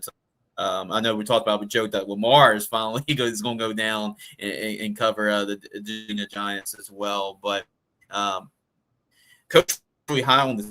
He said this is the offense he's ever not saying a whole lot because he coached a guy by the name of DeRay Jenkins, who, was a great player at LSU, but that's how high he is on this football team. And, and he's always been kind of a, I have a lot of respect for Coach Roark, but, kind of a soft-spoken guy. He's not going to be one of those guys that brag a whole lot. But for him to make a statement like that shows you how confident he is, how much confidence he has on his football team for him to say a statement like that. So, Gina broke down through that door to get to the Superdome. So we're really excited to see the Gina Giants. I know the fans going to be representing in the Superdome. Let's talk about Division 2 non-select as well. Iowa, how about the season coach Tommy Johns has really done? I mean, the team he's had this year, kind of the same thing with Coach Roark, he's been really underrated. I think he's really been underappreciated as a head coach. They've always been kind of knocking on the door, kind of flirting around the quarterfinals, semifinals, but they broke through that door. They had to go and score 28 points against Bell Chase, who I believe they've given up less than 70 points all season long. That's how good Bell Chase's defense is, and I believe they shut out Shaw this year. So, I mean, this is a really good defense. And for Iowa to score 28 points shows you how good they are. But they got two great running backs and a really good defense as well. They're a complimentary football team, and that's why they're here following the Superdome after an undefeated season. A lot of people saying, well, they didn't play a tough schedule, but you got to give them credit for winning all those games and being everybody on their path. They beat Lutcher the previous week to go to the semifinal. Bell Chase. They're definitely that's why they're on. Yeah, you can say Iowa didn't play anybody all you want, but they went up to Texas. They played a team in Texas to beat 20-2. I'm not sure what their record is, but they also, I mean, how's Jennings been this year? That's how Jennings is pretty good. I mean, I know that was probably one of their best wins this year, but I mean, Jennings is a good program, a good team. Coach Fuselier has, so that's a good win. Yeah, that's how you know how long I've been out of it. It's only been a year where I'm asking, okay, how good was this team this year? But yeah, I mean, look, you have to play to win the game. You can sit here, well, they didn't play anybody. Dude, Iowa was in the semifinals last year. You can make a case they probably should have won that playoff game against them last year. I mean, it was back and forth. So I mean, it's not like they didn't play. I mean, it's not like they just didn't play anybody. They scored 531 points this season. I'm not gonna do the math on that one. But I mean, Jennings. Actually look at the schedule via Max Preps. I know you can't trust Max Preps time, but according to Max Prep, Jennings is 8-4. They were 8-4 team this year. The team they played in Texas.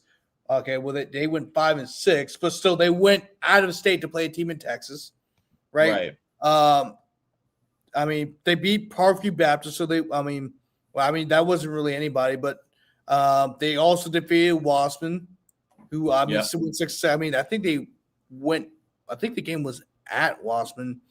It was at Wassman, so they traveled to Wassman and beat Wassman. Beat this year. I mean, Leesville's a solid program. Right. You know? I mean, and then you get to the playoffs. I mean, they killed Northwest, who's been a pesky opponent the last 2 years of the playoffs.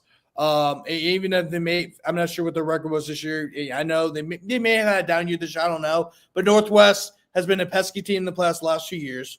They beat Lutcher, and Lutcher's always a tough get in the playoffs. I mean, they're one of the most successful programs in the state, in the history of the state. Really well coached team, and they just beat Bell Chase. They beat Lutcher, and who's one of the biggest powerhouse programs in the state. And you beat a really good Bell Chase team that defeated Shaw, a team that's competing in the state championship, and shut them out 14-0. I mean, Bell Chase has a really good defense, and the fact they're able to still get 20. I mean, they played the two of the best defenses in the state. I mean, Lutcher, I know, has a great defense as well, and they perform well. I mean, and they're the state championship. Of course, they're going to have a tough get against North Dakota, who we'll discuss in a second. Oh, we're going to talk about that with the Plaquemine fans around. So we're going to be talking about that for sure. Yeah, and we talked about it. Plaquemine. I've seen them earlier in the spring. They got a really talented team. A lot of offense. I mean, Spencer Collins at running back, John Walker at wide receiver. Brendan Miles went to one of our camps this year for Gridiron Football, and he's a promising young quarterback. The defense, Roger Bingham, the UL commit. But that is a lot to ask to go up to Stonewall, play Dennis Dunn, and Luke Delafield, who's thrown for over 10,000 yards in his career. And, it's just the writing on the wall. I mean, this is a quarterback that Dennis Dunn had as a ninth grader. And, they're in the Superdome. You just see, North Dakota's in the Superdome with a ninth grade quarterback. That was against Lunch Winfield and Lutcher.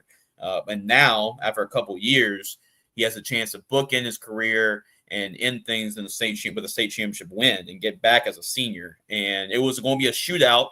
And I give a lot of kudos for Plaquemine for hanging around, and they're actually winning this football game. And you can go look at the comments over here. And a lot of Plaquemine fans, there was been some penalty flags. And then I didn't watch the game, so I don't know exactly what all transpired in this game. But all I do know is that it is going to be tough to win a shootout against Dennis Dunn, Luke Delafield. If you're going to play that game, Kenny Thomas as well. If you're going to play a game like that and try to be in a shootout against Dennis Dunn, good luck. Yeah, I know a lot of people are mentioning the refs. I did not watch the game. So if there are any Plaquemine fans out there, can you tell me what the majority? Please explain. If anybody's watching, because that way I can tell you kind of what happened. Because if it was pass interference calls, that's going to happen against a team like North Dakota that has a high. Luke passed for 21. Wow. So Mr. Wallace, that's Ian Wallace. Ian's going to play in a bowl game as a center for Loyola College Prep. So like we said, Mr. Wallace wouldn't even watch the game. So that is amazing. He passed for 21 yards tonight, and they scored 58 points. Plaquemine's got a good secondary. Roger Bingham, the Raging Cajun signee, Cameron Rogers. I mean, they got a really good secondary, but how did they scored 58 points without Luke Delafield throwing for 200 yards? Kenny Thomas must have went off tonight. Is basically my only guess. Like I mentioned, we didn't watch the game. So Luke had 100 yards rushing. So 100 yards rushing, 21 yards passing. Mr. Wallace, did Kenny Thomas have a big game on the ground? Let's look at the stats right now. Well, the story just got it because the game went on for a while. But oh shit, I forgot this is paywall. Where is? I need to find the stats on it. It's gotta be. Unless there are special teams touchdowns scored tonight, defensive touchdowns. Like, I mean, that is pretty crazy. Yeah, hold on. I'm trying to find the stats. There has to be the stats for this game somewhere. I don't know. Gotta find the stats somewhere. They gotta be somewhere around here. But yeah, that's crazy. That's crazy. 21 passing yards. Yeah. And this is a guy that's thrown for 10,000 in his career. Yeah. Lewis Wallace, not sure what Kenny's stats were, but I'm sure it was high. They must have ran the ball on Blackman because it makes some sense. Mm-hmm. In secondary is as good as in the state. So I knew that was going to be a good matchup. But I sure thought that he would get more than 20 yards passing, but I'm not sure if y'all had bad weather tonight, too. I mean, I know bad weather was happening around the state of Louisiana, and that can make a difference. But kind of crazy. If there was any chance, any highlights, I might have to go back and watch the highlights of this game, or maybe stream of this game. But yeah, I believe I think Joel Rogers was there, so he might have something up. Hopefully, because I mean, 58-44. Whoever was recording that game has to edit and do all the clips for highlights and everything. Oh boy. Yeah, but I mean, North DeSoto, Dennis Dunn. I mean, we got to put him in the conversation. I'm not sure where you put Dennis Dunn in the conversation of the best coaches of all time in Louisiana high school football, but I mean, he's definitely up there. He's won pretty much everywhere he's really been. You know what kind of a dynasty he helped build at Evangel, and look what he's doing at North DeSoto. I mean, guiding the Griffins to 2 state championships in 4 years. Yeah. Championship appearances. I'm trying to see if anybody tweeted about him, like looking up different people. I think he was winning it too. I think 31-24 time. I can, but Blackman was right. I mean, I want to be right, and North DeSoto all they can handle, but man, 58-44. So Luke Delafield had 3 rushing touchdowns and 67 yards on the ground. So Luke Delafield was doing some damage with his legs tonight. So 3 touchdowns on the ground, 167 yards rushing. So, like Mr. Wallace said. Okay. All right, cool. Yeah. But that is 3 touchdowns. But I guess they got it done on the ground. It's basically the biggest thing. Which is crazy. You would think with a 58-44 game, you would think, oh, they were just throwing the ball around, right, and everything like that. Of course, Kenny would do some stuff. Maybe he ran for 100 yards, but but no, it's just strictly running the ball. And I know a lot of Blackman fans are like, well, it's the penalties and blah, blah, blah. They ran the ball on you, right? And maybe it was holding call. I don't know what the complaints were. All of them had to say, well, did you refs cheat us? They're sort of cheating, blah, blah. I'm like, we should have asked at the beginning. So, hey, can you elaborate on what penalties were called? Right. Yeah, there were some penalties. Because I'm pretty sure there was penalties called, but what were they holding? Were they like pass interference? Like what was being called? Yeah, somebody commented about refs need to be investigated. So up and close and personal penalties. We do have a comment from earlier. Y'all picked against Dunham. I'm telling you, Elijah Haven, ain't no Pop Houston. It's levels of this game. That was a thriller. Yeah. I mean, the thing about that, I mean, Pop Houston's really good as well. But here's the thing. I know John Casey's a great receiver for Evangel, but Dunham's got like 5. They're really a wide receiver as well. So, you talk about that as well, where you take it. Dunham has a great cast of characters around Elijah Haven as well. Elijah's a special player. But he's got a lot of great players around him. Carter says, great to see Grant on here. So Carter commenting on here. Appreciate Carter with the comment. Mm-hmm. Let's compare penalties he threw against Plaquemine. So a lot of discussion about the penalties from the Plaquemine. So you got to go back to the game. Haven't watched the game. Referees were horrible tonight in the Riverside game. They should let them more unless something is glaring obviously to call. So, I mean that's the one thing. You don't want to you never want to be the center of attention of your referee. That's the worst thing you can do. Yeah. Like I said, did not watch the Riverside game, did not watch the Plaquemine game, but yeah, I mean you definitely don't. Yeah, I'm in North Carolina. I don't know. Next week will be my first time watching Louisiana high school football. So don't give me a break. But here's the thing about the refs, and this has been a long, I know they have a rough shortage in Louisiana. I know that, and necessarily some of the refs haven't been that great.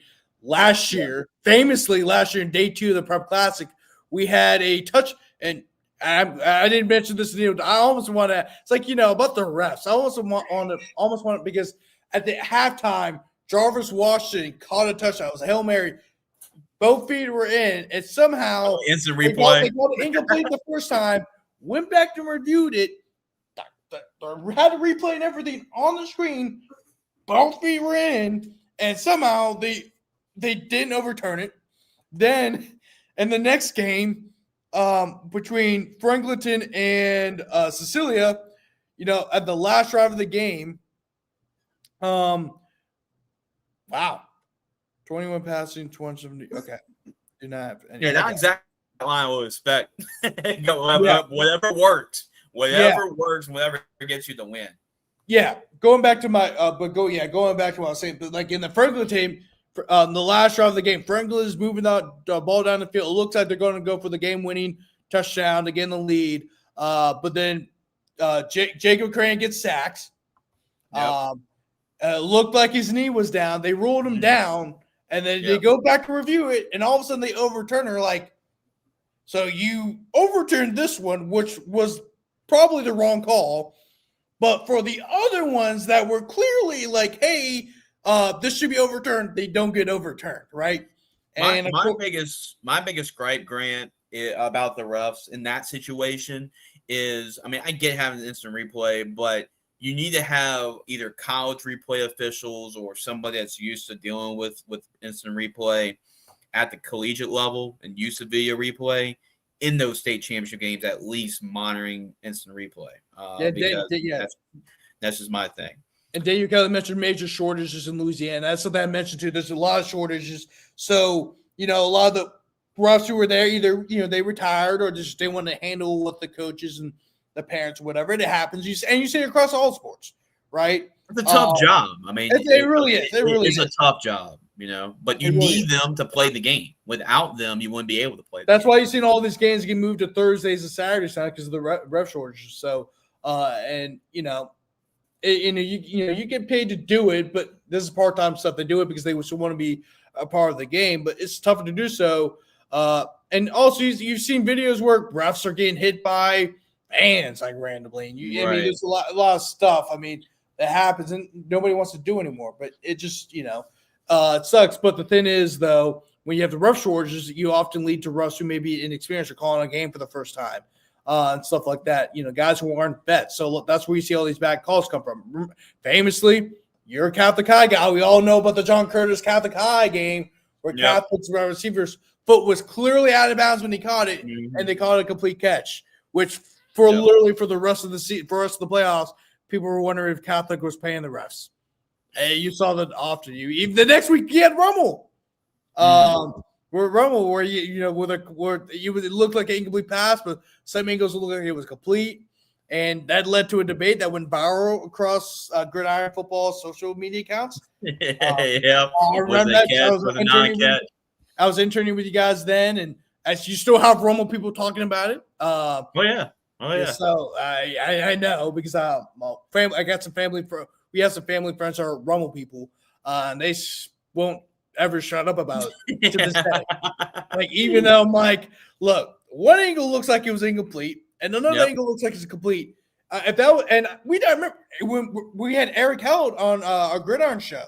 I remember that even when we were Gridiron. When I was with you guys, we actually asked him about that because, of course, back then he was the president of the LHSAA, and we talked about that game. He mentioned about, he actually showed the film to different college refs, guys who were in the instant replay, and they would have said the same thing.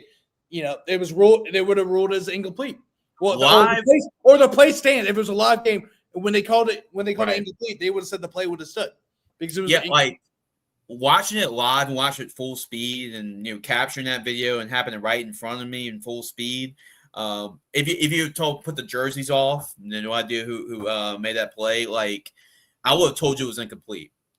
Just because I saw the ball moving at the end, especially going full speed, and how fast these players are and how fast the game moves. Like I probably was just how the ball was at the end, but we're going and you can like pause it here and play it like 10 frames a second, but it's live, it's full speed. So and you gotta make the call right on the spot. So you just intuition and that's what happened with that play. So we have a comment here from Dan Kelly as well. Riverside was the better team, nevertheless. Brandon Mitchell throws 2 interceptions at crucial times. Andrew Abshire fumbles at a crucial time. Yeah, I agree with that. And all these teams are good. I mean, you're in the semifinals, it's good. So there's a team that gets here and just in the semifinals. In the end, you got to outplay the opponent. So there is that. Grant, we're going to take a commercial break. When we come back, we'll wrap up the show tonight, and we'll give a quick. We're not going to pick any games, but we'll just kind of give a sneak into all state championship games. Got to appreciate those responding. 550-8808 or go to gotommies.com if you want to call for estimate on windows, door sidings. Talk about award winning. We got a lot of trophies we're going to hand out next week. But speaking of winning trophies, that's what these windows does. They win, and Angie's List, the last couple of years, they were top. So trust somebody who's been in the business, in the business, over 20 years of experience. To give them a call, 2550-8808. Reliable siding, door, window installation service. So go to gotom.com and specialist. When we come back, we'll give a quick look, our first look at who will be punching their ticket to the Dome, and we'll talk about the state championship games right after this commercial break. So, hey, 225-250, go Tommy's, and you'll see it clearly. Tommy's Windows, Doors, and Siding, locally owned and operated with over 20 years experience and dedicated to providing you with affordable options to transform any home or business. So call today, 225-250-8808. Go Tommy's, and you'll see the difference clearly. Tommy's Windows, Doors, and Siding, locally owned and operated with over 20 years experience and dedicated to providing you with affordable options to transform any home or business. So call today, 225-250-8808. Go Tommy's, and you'll see the difference clearly. Tommy's Windows, Doors, and Siding, locally owned and operated with 20 years experience and dedicated to providing you with options to transform any home or business. So call today, 225-250-8808. Go Tommy's, and you'll see the difference clearly. Welcome back to Ballin In Da Boot, and we are at our final segment here tonight, Grant.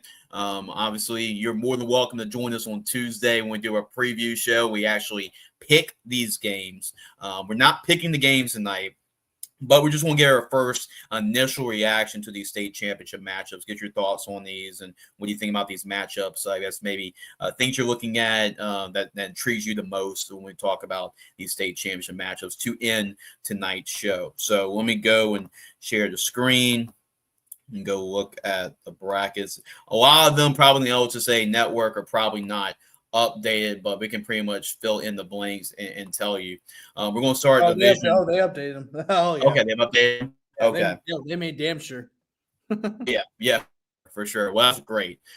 So here, number 1, Haynesville, number 2, Mangum, Chalk, number 1 versus number 2, North Louisiana. Haynesville, like you mentioned, 17 state championships and trying to get number 18. And they've lost the last 2 times in the Superdome. They got to play Mangum here. Mangum finally getting back to the Dome after those years under Coach Tommy Tharp. And Mangum's had a really year this year as well. So Haynesville, Mangum, 1 versus 2. What intrigues you most about this matchup in Division 4 non-select? For the most part, it's 1v2. That's always going to be intriguing. And the second thing is, 2 teams from North Louisiana, 2 teams that play very physical football. Haynesville, of course, is looking for his first state championship since 2014, just 3rd straight trip to the Dome. Mangum, not really familiar with their history. How many state have they been to the Dome? Have they been winning? I know Tommy Tharp has I think he got him a couple of years in a row at Mangum, but I'm not sure if they actually won it. I know a couple of times he took them there and they lost in the Dome from some good teams, but I gotta look to see if they have won championship. But they've been to the Dome. Yeah, I know they've been to the Dome. I wasn't sure if they had won one. 1956. That was the last time they won? Last time they won a state championship. They've been runner-ups 3 straight years under Coach Tommy Tharp, 2013, 2014, and 2015. So those years I remember. But yeah, I mean, they got to try to do against Haynesville. They've won their fair share, 17 under both Franklins. Yeah. So that's going to be really intriguing. 1 versus 2 for Division 4 non-select state championship. Once again, Tuesday we'll have a big panel talking about these state championship games and picking the state championships on Tuesday night. But this is our first look really at these state championship matchups. We talked to Coach Taylor James. We've heard from Luke as well about Riverside Academy. Obviously, Riverside Academy, Ascension Catholic, 2 versus 5. Riverside, a great running back, and Jana Beakway. Talk about Ascension Catholic. I mean, Trevin Simon and all the numbers, all the records he's broken this year, being all Xavier Ford single-season yards and touchdowns record this season. And has a chance to add even more to the stats after the Superdome because he is playing in our bowl game at the end of the year. But 2 great teams, Riverside Academy, Ascension Catholic. To me, on paper, this is actually one of the games I'm most really excited about watching. We talk about both these 2 teams playing against each other. Yeah, 2 of the best rushing attacks in the state. 2 very physical teams who like to run the ball and can score a lot of points. 2 fantastic coaches. Taylor Jones done a great job in his first year at Ascension Catholic.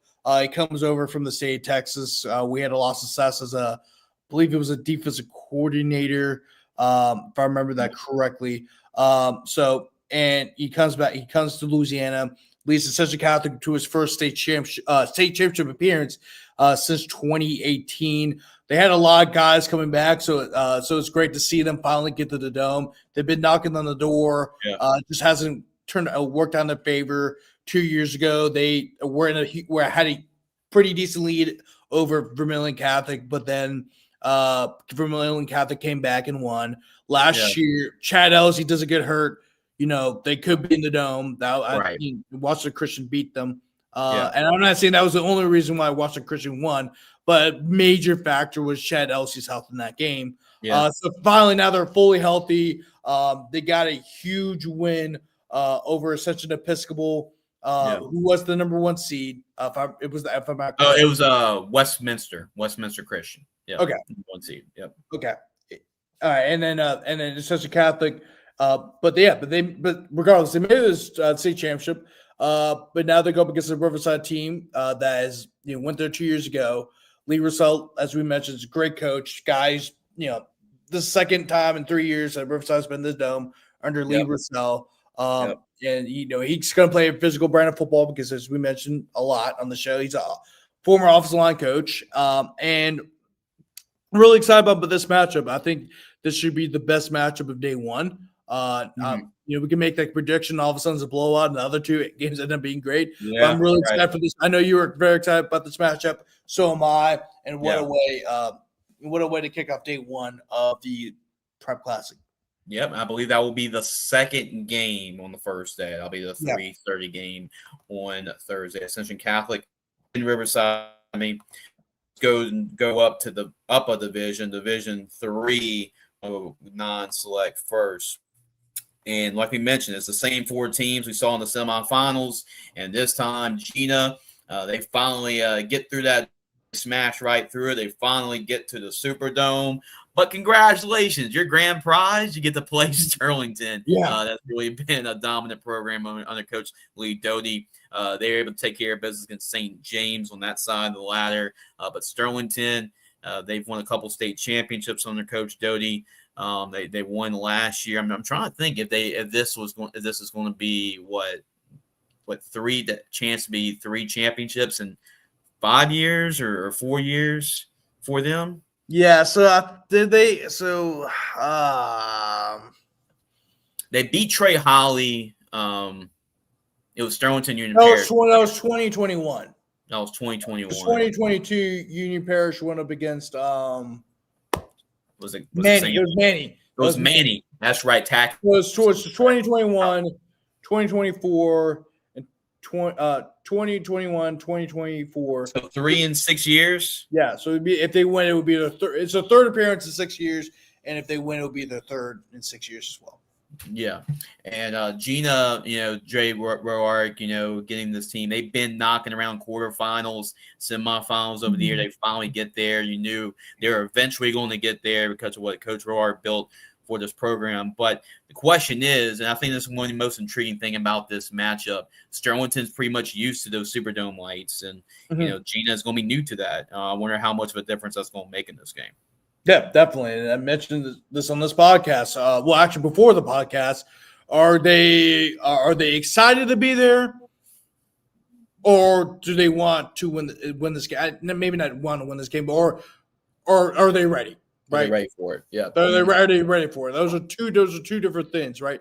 Because we've seen a lot of times where teams make it to state championship for the first time ever in the program's history, or the first time in a really long time, and they're so excited. Oh, we're finally playing the Dome. We're going to play in the Dome. We're going to play the Dome. And now realize, oh, wait, we have to win in the Dome as well. And that's when you see some of those blowouts times. And especially when you go up against a team like Sterlington, who has been there, done that before, right? And they went there last year. If Gina wants to win this game, they have to start off early, and they have to keep going. Yeah. They have to keep going. One of the biggest reasons why Central beat Ruston last year was because the hot start they got. Right, Central smacked him in the mouth from the get-go. They smacked him in the mouth from the first drive. Then they forced that turnover the next drive it was a scoop and score.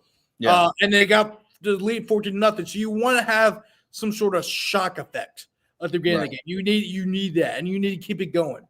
Because if you don't keep it going, that's when Sterlington pounces and attacks.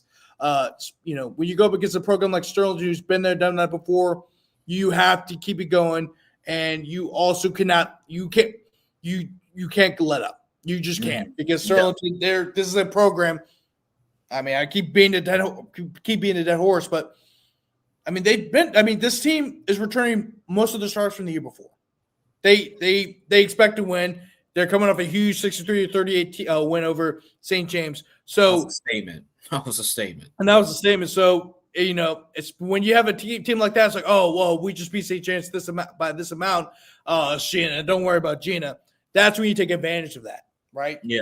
And we've seen that before. Famously, Warren Easton against Westgate a few years ago. Right. Warren Easton, I remember this because my mom, of course, teaches at Warren Easton, where all of our football players are in their class. They're like, oh, we're going to beat these boys. We're going to do this. They're not car. We're going to beat these boys. And blah, blah. My mom's like, okay, well, they still made the state championship. So they got to beat Carr.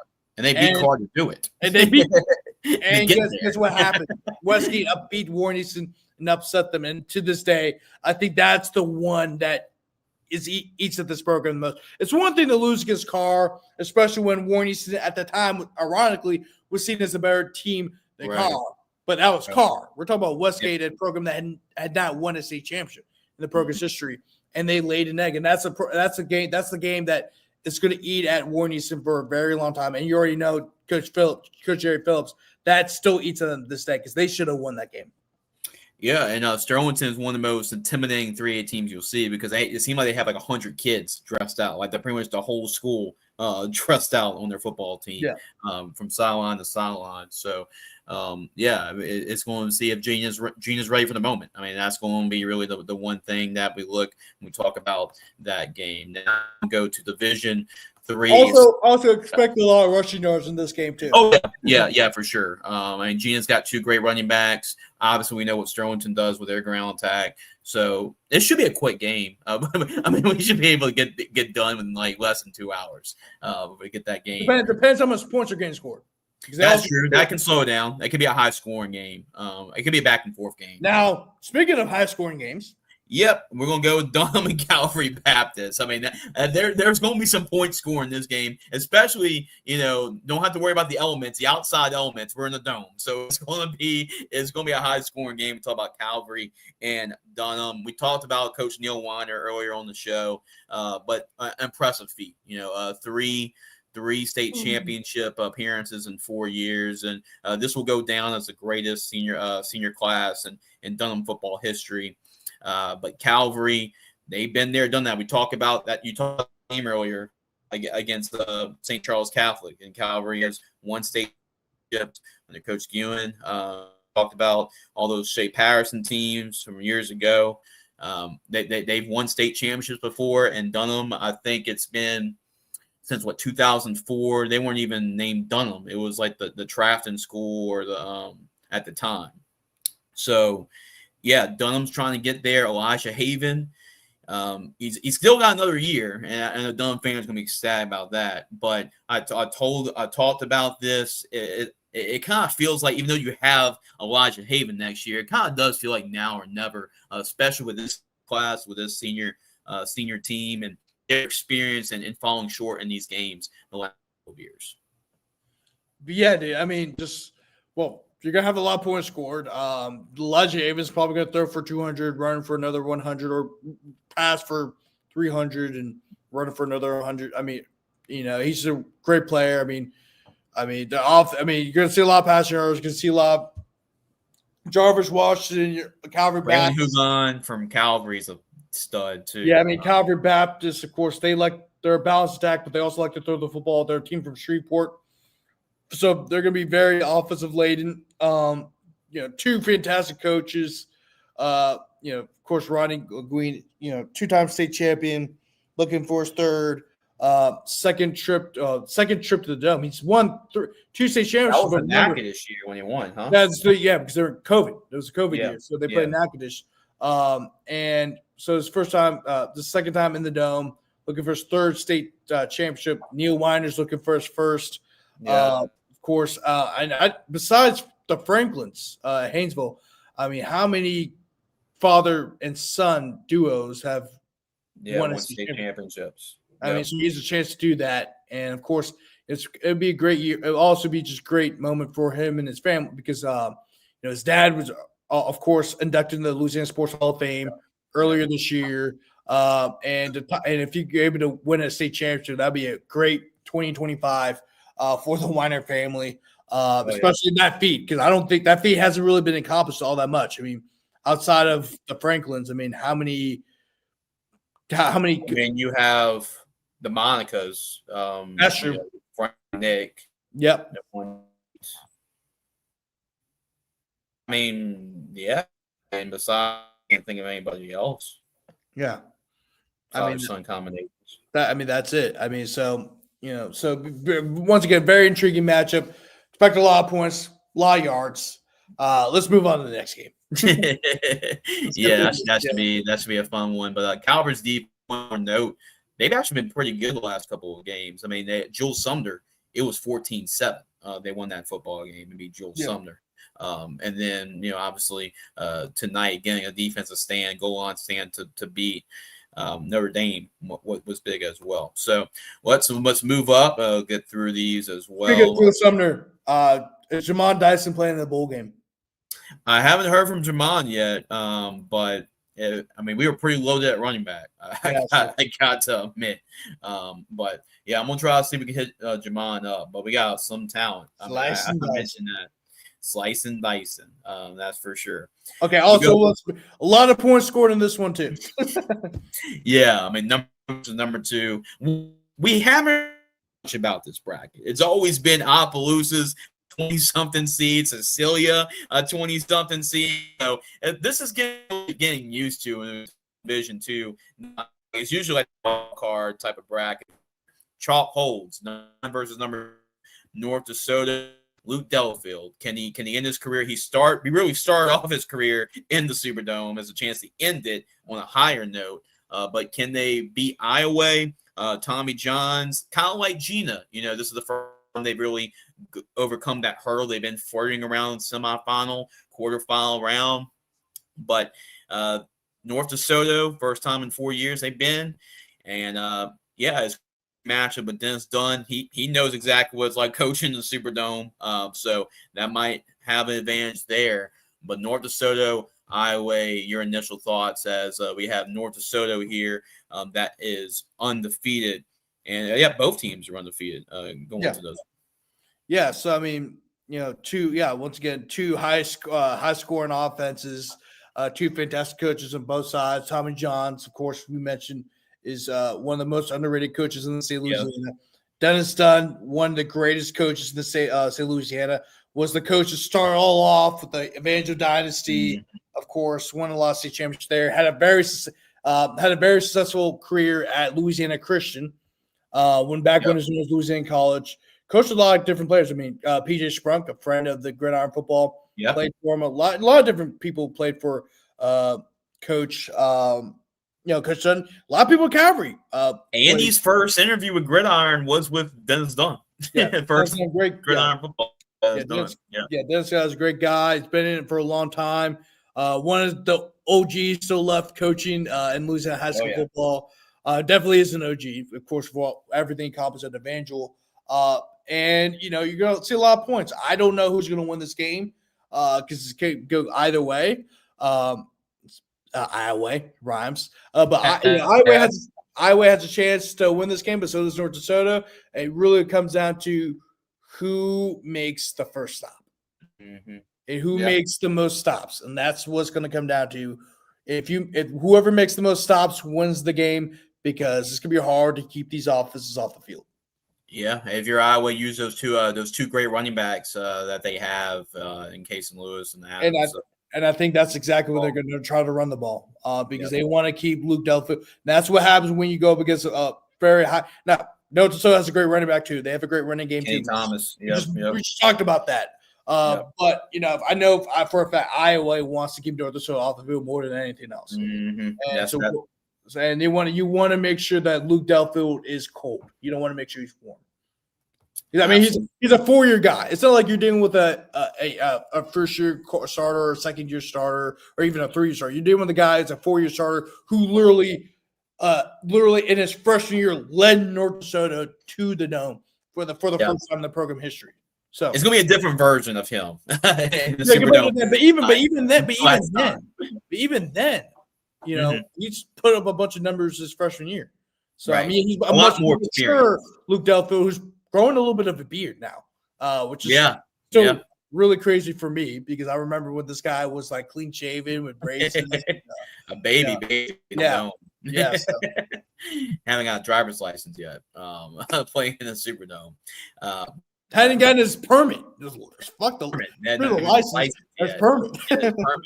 Right. Exactly. So Iowa in the state championship 1 versus 2. So chalk holds there in Division 2 non-select. Division 2 select. Let's just say 2 teams that we've seen a whole lot, and 2 coaches that are 2 of the best in the state.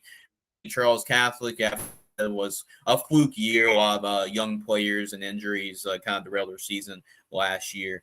They're back to show you what kind of fluke year it was last year. But St. Charles Catholic, a dominant season this year. Only loss this year was to St. James, last play of the game. You look at Archbishop Shaw, We've seen when they're at their best, they are really good. We've seen them when at the end of the season, they kind of they scored in 2 games at the end of the season. They got going.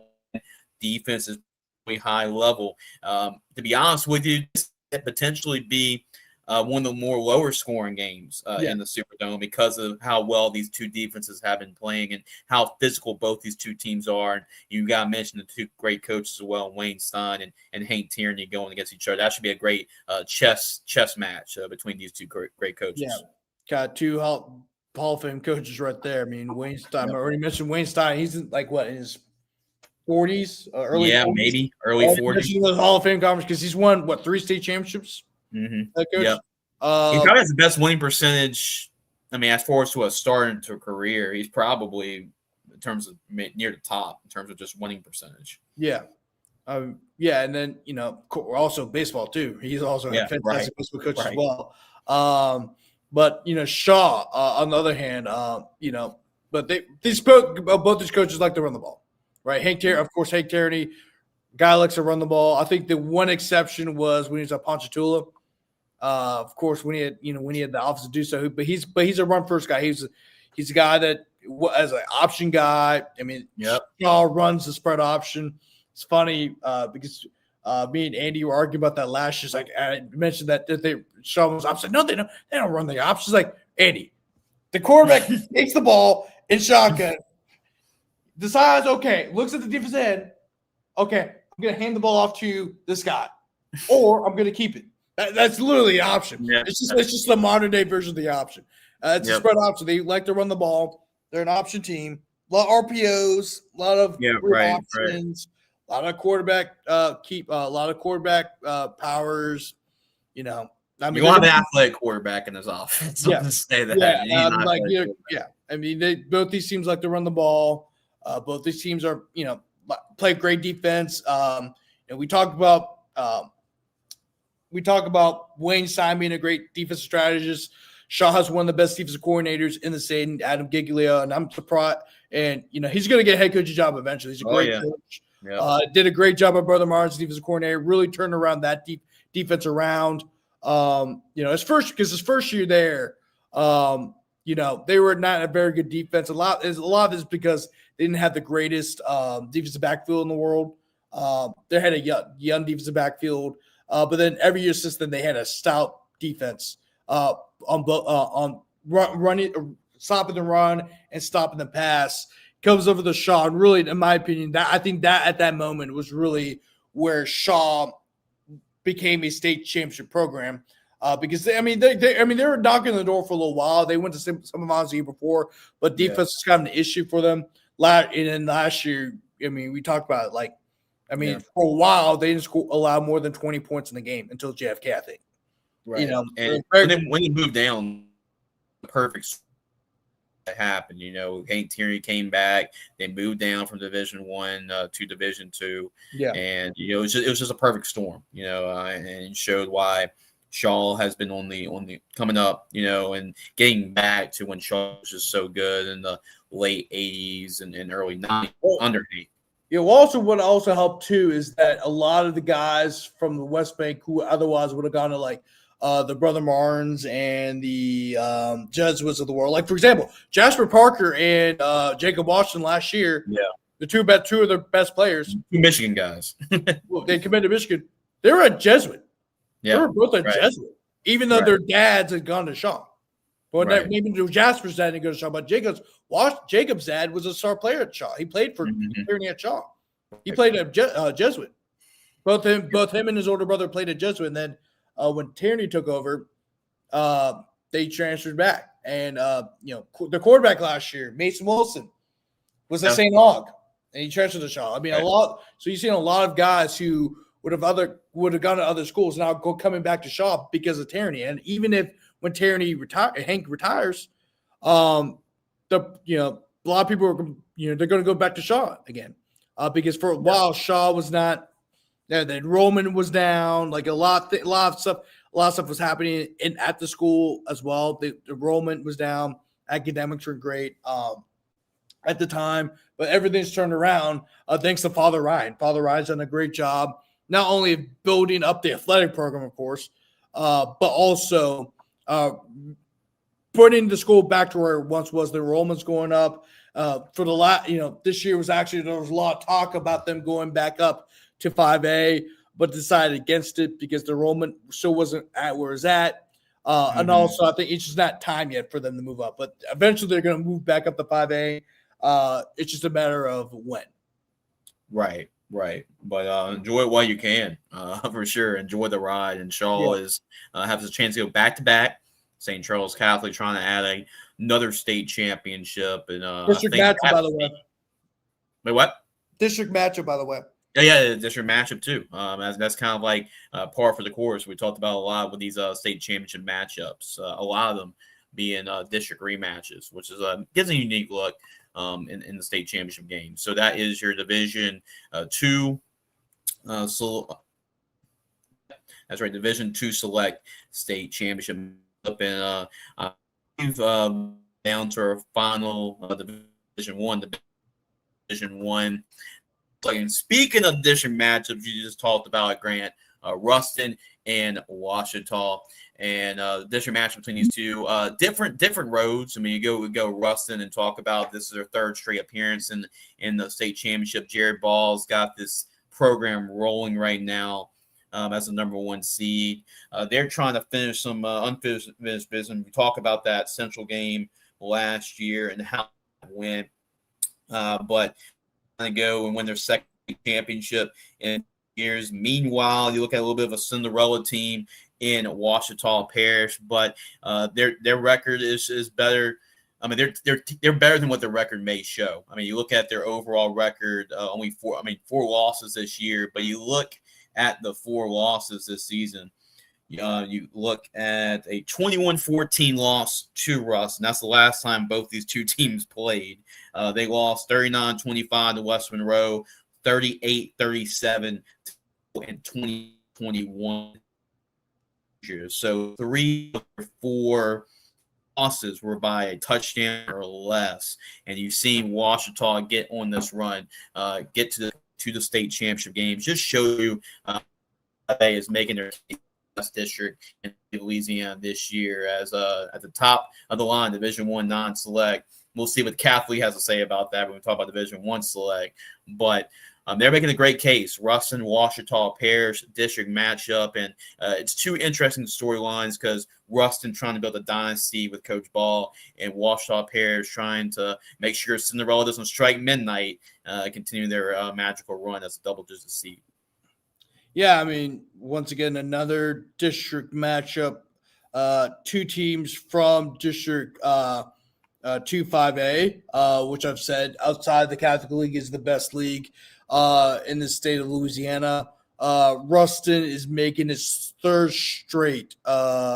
Actually, 4th. Is it 4th straight? I think it's 3. I think. Well, no, because they lost against Destrehan. They beat Zach. Yeah, it's a 4th straight.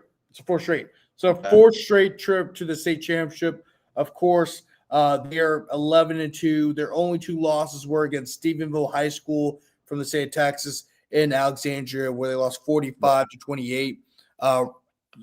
Ouachita, on the other hand, is like you said, on a hot streak, and really don't let their record kind of fool. Well, they're 10-4 in the year. I mean, they finished the record 6-4, but it's one of those things where the record's an outlier because of the district they play in. They lost against. It was 4 straight. Yeah, you're right. Yeah, you're right. It was that great defensive game with Destrehan. I remember that game now. Yeah. Ruston. Right. So they lost against Ruston. So Ouachita started on the season on a 5-game winning streak. They beat Captain Shreve, Waspin, Sterlington, Port Gibson from Mississippi, and Franklin Parish. And then they went a 4-game losing streak, and that started when they started playing against the top dogs of their district. Ruston, 21-14. They lost to West Monroe, 39-28. Neville, they lost 38-37, and Alexandria, they all lost 28-21. So 3 of those 4 matchups came down to a touchdown or less. Then they got, and then of course they finished up the season by defeating Pineville. But then they got in the playoff time. They defeated St. Amand Then they beat good sample. Deschamps, they beat Parkway, and they beat Neville. And that's the thing about playing these tough districts. You've already seen the best. So when you guys go You're not against intimidated by anybody. yeah, exactly. You can go up against St. Amand and you beat them. You're not really intimidated by Deschamps because you've seen better. Right. Parkway you beat because you've probably seen better teams in Parkway. And then you already played Neville. And they probably should have and really you can make a case that probably in their mind they thought they should have beat Neville because it was a 21-14 game. So they came back, they won, they got hot, and now they're playing the Dome for the first time in 31 years. Yeah, and it's different. This feels different, Grant, because usually in Cinderella matchups, I mean, and you got a double-digit seed, and you got a number 1 seed. You're thinking along the lines like, okay, are they going to be intimidated? That's kind of like the storyline. Can they match up? Are they going to be intimidated? This doesn't feel like that's the case because Washita lost a really close game to Ruston, and they played all these teams in the district. And they're not going to be intimidated by Ruston. So it does feel different where this could legitimately be an upset. And Washita could very well win this game because they can match well with the Ruston Bearcats. Yeah. And speaking of Ruston, I know we went on about Washita Parish, but Ruston, it's very impressive that they're able to make the Dome 4 straight times. Yeah, I forgot about that Chachere game. Yeah, really hard to do so, especially in the state of Louisiana, especially in this division. Of course, they don't want a repeat of last year where they had a slow start at the beginning, and it was too slow because Central kept putting up the points. And the thing about Ruston is that, the team's not built. That team is not like really a high-powered offense, right? I'm not saying it can't score points. Don't get me wrong. Ruston can score points. But the thing about Ruston is that they're defense first, right? Coach Ball is a defense first guy. And I think they're a better team offensively than they were last year. I mean, they scored, 49, 63, 38, 49, 41, 55, 49, 51, 38. So, I mean, they can score. And I think, so you can make a guess they're probably better offense than they were last year. And really that's what got them last year because Central just was able to score points after points after points, and their offense was not built to come back from that large amount. And that's what happened, and that's why they were able to lose. That's why they lost 42-0 to Central last year. And I want to put this in perspective. I mean, if you look at the team last year, I'm actually looking at their schedule. Okay, hold on. I thought it just had 20. That was this year. Yeah. Sorry about confusion. That team got a little too comfortable last year at the end. Yeah. I think they heard a lot of the outside noise about them being more experienced in the Dome and being the dominant team. And that's just one of those examples we talked about. I mean, I don't think even the Central fans and Central media guys were even picking Central to win that game. So no one picked you. Nobody picked. So, and I think that was just a prime example of, letting the outside noise, like Nick Saban would say, rat poison. Let the rat poison affect you. And it looked like that definitely made a difference in the way that game turned out last year. Yeah, and the funniest thing is too, remember we were having a discussion last year, this game is gonna be the dud game. We all thought, right, if there's any game that's gonna be the dud game, the other way around. And we think Ruston would be killer. Right. And if you ask anybody from last year, it's like, what was the biggest shock game? What was the biggest shocker of the weekend? It was this game. It was and you can make a case it was Carr and Ash too, but even then, Carr was beating the crap out of everybody. Mm-hmm. So, besides Catholic, they're beating the crap out of everybody. Right. So it just shocked people that Carr won 53-6, and actually that game probably should have been much worse had John Johnson out there in 4 picks. That's still wild to me that score was the way it was, and then John Johnson threw 4 picks. That was his worst game. That was his worst passing game of the year. It was crazy. Yeah. That was his worst passing game of the year, which is crazy because he usually throws 4 touchdowns a game. But that game, but for Russ to essentially beat the crap out of Russell like they did, that was shocking. I think Russell remembers it. I think they're going to come out firing. Mm-hmm. I think this game's going to be close. I think this game is going to be close.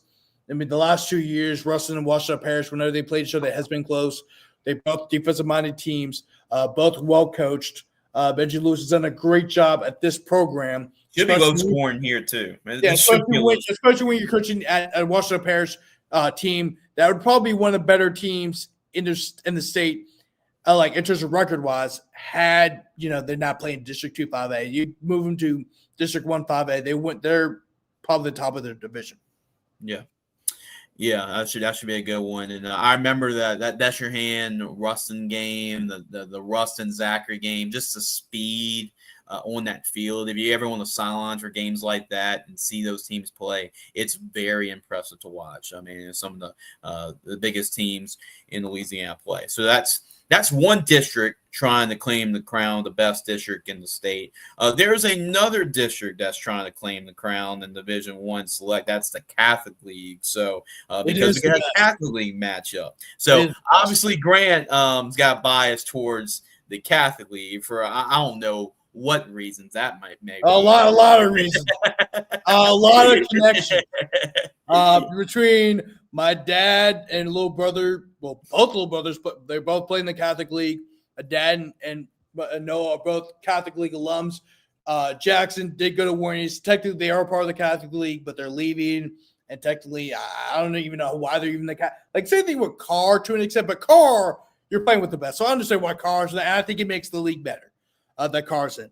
But Jackson did play for Brother Martin. He was part of that 2022 team that went to the state championship for Brother Martin. My grandfather went to St. Aug. I had another cousin that went to Jesuit. So a lot of ties to the Catholic League, of course. The Catholic League is very important to the city of New Orleans. And really, high schools football is really important to the state of New Orleans. And also, when you go to New Orleans and you ask if people ask you, hey, what school you go to? They're not talking about college. They're talking about high school.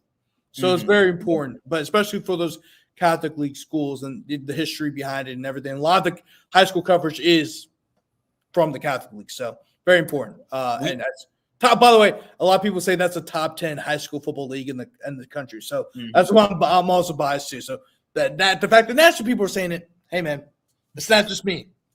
Can we please extend the season after the state championship games? You know how you got the SEC, like ACC Challenge or ACC in basketball? Let's do that between these two districts. Let's have like a 2-5A Catholic League like matchup. Maybe like a jam, maybe like they have the Bayou Jam. Maybe you should have that in New Orleans or something like that, and just play it out, duke it out in the dome. Wouldn't it be cool to see like Ruston and Carr, and then get like St. Augustine and I don't know, Ash. I mean, it may be really cool to see. For sure. Let's talk about Endicott, St. Augustine a little bit. This was St. Augustine's one loss this year, was to Endicott. With Robert Valdez, we just talked to him earlier on the show. His second year getting the Purple Knights in the state championship for the first time since 1979. But you're playing against. We talk about school dynasties in Louisiana. I mean, the John Curtis great runs had, the Don Shaw's West Monroe teams, the Evangel teams. This is just another dynasty we're currently in the making. What Bryce Brown's doing at Endicott, and we can make the case last year's Endicott team is the greatest Louisiana high school football team of all time. I mean, just look at what we can say about how good that Endicott team really was. But until somebody knocks them off, I mean, you're talking about a team that's had 15 signing from they're on the mountaintop, and until someone beat them and knock them off the top of that mountain, I mean, they are the team to beat. They are the program in Louisiana high school football until somebody beats. Yeah. Me and my little brother had a company. We actually called him right when the game happened. Let me know saying, because the thing is, we even though my little brother went to Brother Martin, and they're two rival schools, they're both in the 7th ward, right? There's a lot of respect for St. Aug. I think if there's any school that doesn't have any smoke, Out of all the Catholic League schools, I think the school that basically has the least smoke is St. Aug. Because not the history behind it, but also the respect of that program. St. Aug has been it's been a program that has produced a lot of talent. Of course, you can never sleep St. Aug, but the thing about St. Aug is that they hadn't been to the state championship. Hadn't been to a state championship game since 1979, which is the last time they won it. And it's been 46 agonizing years for the program. They finally had the right coach in Coach Valdez. I knew that he was going to turn around the program. I knew that he was probably going to lead the Purple Knights to the Dome. It was just a matter of when. I thought it was going to be next year. Yeah, not this year. 2 years in. But the fact that they won 9-1 in a lot of the games, so I'm like, oh my God, this is a dominant St. Aug team, and they found ways to win games. They know how to win games. You saw that in the last drive against Curtis, and I was deeply impressed because 2 years ago, oh my God, that was the most undisciplined team I'd ever seen. Like even last year looked undisciplined at times. And it's funny enough, I didn't mention it when Coach Valdez was on the show, but I remember when I went to one of the first practices for spring ball. There was one time during the practice, like, this is the most undisciplined team I had ever coached. Yeah. And they won a game in the finals, like at the buzzer. But 5 or 6 plays. First down catch, first down catch, first down catch, first down run, first down catch, game-winning touchdown. Against the GOAT and to do it. After they just allowed the game-winning touchdown. After they allowed, yeah. Like, right, you know what I'm saying? right. Like, the fact they had that poise. That says a whole lot. Phenomenal. I mean, that a huge shot needs to go to everybody from the administration all the way to the water boy. Because, what's the deal with recruiting for Vaishon Kulon? Like, somebody has to recruit this kid. Well, the problem is he's undersized. That's the problem. He's 5'10", 5'11". Somebody's got to same thing. Remember, it happened to Abram Wardell. He's 5'10", 5'11". I think I forgot what's called, because I remember he went to a JC, but then I think he got an offer from like a D2, D3 college late. I'm not sure what school he's at now. I gotta look it up, but it just happens. It's one of those things. Unless you're like Pops Houston, if you're 5'10", 5'11", you don't really have many options, if you have options at all. Right. So right. He's a centenary. Yeah. So John Johnson, man, another one that's not the biggest guy around, but I mean just dynamic as a runner, and I believe he signed with West Virginia. Yeah, and John Johnson, I mean, what helps him out is that he's a car and everything like that. And I think also they might move into safety, whatever. I think he's gonna. Yeah. I think that's one. I'm not sure where he's trying to play, because I know he's trying to play quarterback, but he might be playing DB and call. I don't know. I haven't talked to his dad in a little while. That's something I probably ask his dad. Really ask Sean himself, because I'm going to see them next week. So right. But yeah, man. I think just one of those unfortunate things where he's just kind of short. Unless you're like a special talent like Pops Houston, you're not going to get many looks. But what it does show is his leadership, and I think that's the most important thing. You want your quarterback to show leadership and poise, and just the development of Vaishon over the last couple years has been awesome. A lot of credit needs to go to St. Aug, really just from the top bottom, because really what these players not only needed to you know how to win games. Yeah, Hayden. Tough night for LCA. We had Coach Weiner on the show earlier. I was able to watch the game. Maybe because I couldn't make it, Hayden. I couldn't make it tonight. Maybe blame it on me if I get the bad mojo or whatever. But I take care of some stuff for the bowl game. So that's why I wasn't able to make it. I was able to watch the stream. It was a great broadcast, by the way. But yeah, I mean, tough deal. I mean, Elijah Haven, single best quarterback I've seen in person, hands down. And trust me, Hayden, I've called Elijah Haven games a lot over the last couple of years. He is the real deal. And one thing about Elijah as well, getting a chance to talk with him and interview him a couple of times, great young man. I mean, he he's just, I mean, Grant, you've interviewed Elijah as well. Yeah. I mean, just impressive, like all around. As a humble young man, as a quarterback, dealing with all this, I guarantee it. If I was the number one quarterback in the country, I wouldn't handle it as maturely as Elijah has handled this whole situation. But man, he checks just a lot of boxes, and no matter what's going to happen with his recruitment, and no matter who's going to sign him at the end of next year, man, you're going to be ecstatic just because he just checks every box. Yeah.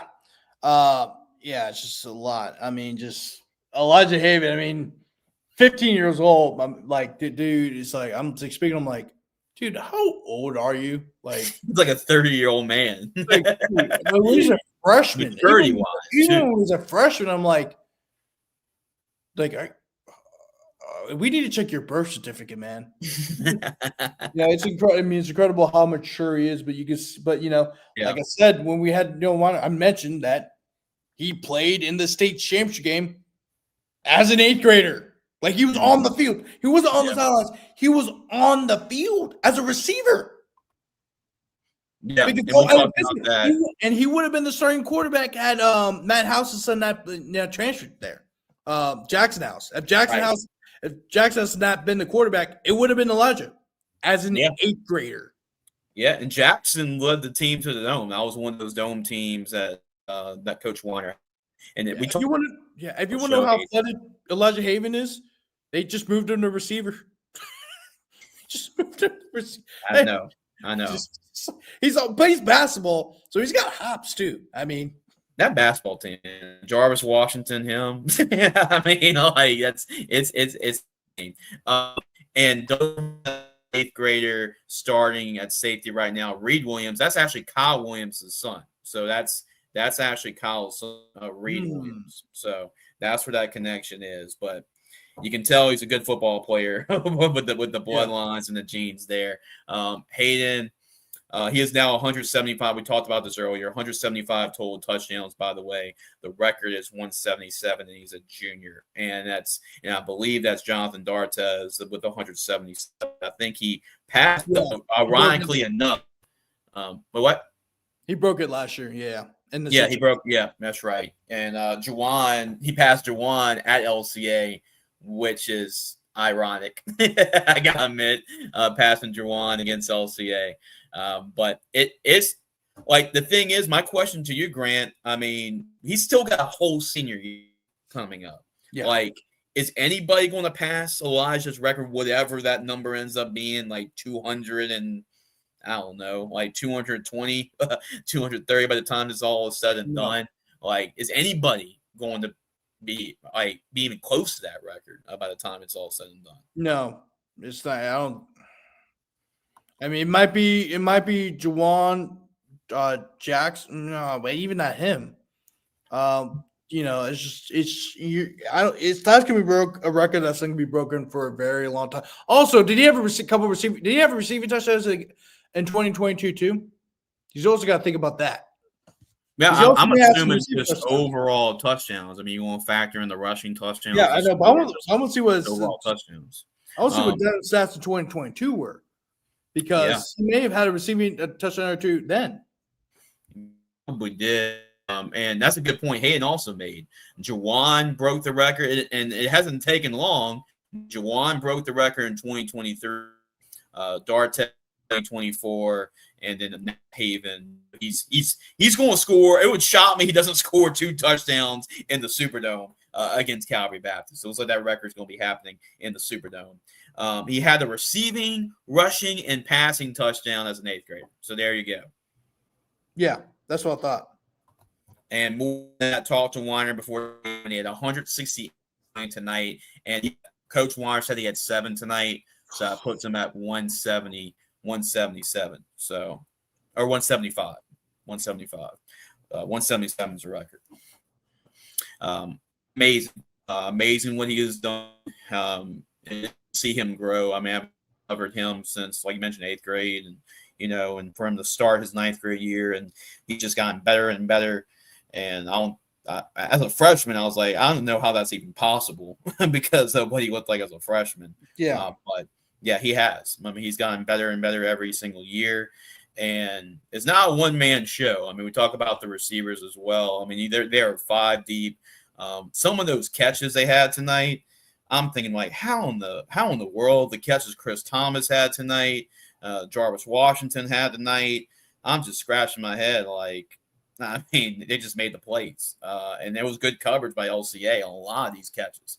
But you got to give him credit. You got to give him credit for Dunham. And Kano as well. I can't wait for the bands for Select Division I to play in the Dome. That's another thing. There's going to be 2 games at one time.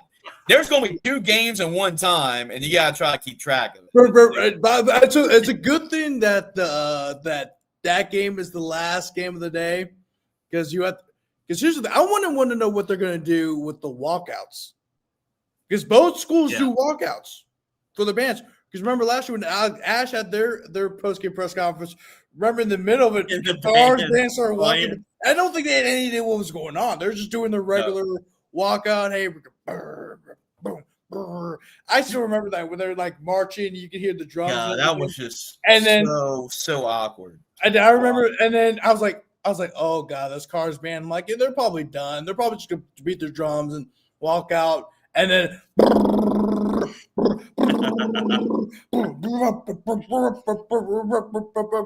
And then they started playing. I'm like, oh my god. And it was like going through the speakers and everything. And they actually had to stop it. Everyone was like, the press conference. There 2 or 3 minutes where we're just like,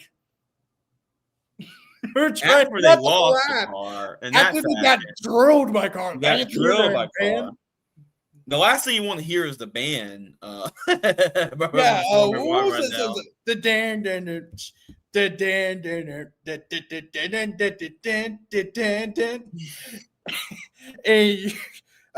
So what song was that? What were they playing? I forgot, but I mean, I felt so bad for Coach Botman and those players in that moment. Like, I mean, you don't want to be in there in the first place after getting smashed like that. But to hear the band celebrate, that's Rock Steady. They're playing Rock Steady. Rock Steady. Steady. They rock steady. The Rock. After rock Coach steady. Bach, after Coach Bach was like crying, it's like, I'm so proud of this team and what they've accomplished, and then you just hear them playing Rock Steady, just ruining the moment. It was so they were just like, there's nothing you can, and really, have you seen the video when they're actually playing it, like when they're walking down the hallway? Have you seen that? No, I haven't. I mean, I was in the press conference room. Yeah, no.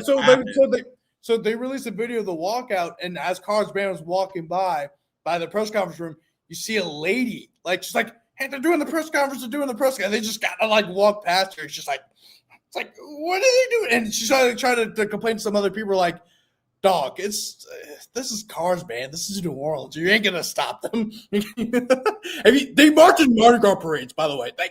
If you're in the way, they're gonna just walk over you. Yep. Glad the duo got back together this week. I'm sleep having.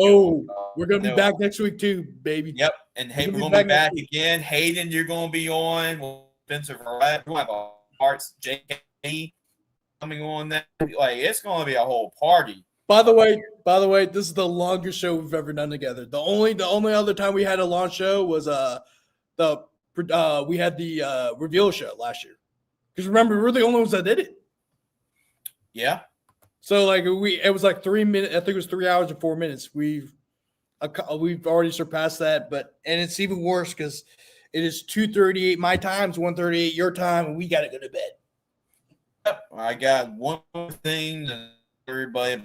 Because I know people are curious about next week if you're planning on going to the Superdome. Got my press credentials in, Grant. We're ready to roll. Talk to Ethan. I understand what Ethan's going through, man. I mean, that's a lot to go through and a lot to keep up with. I really respect what he's always doing with the LHSAA. And let's go and try and put up the state championship matchups here in case you want to know what the schedule is. Real quickly.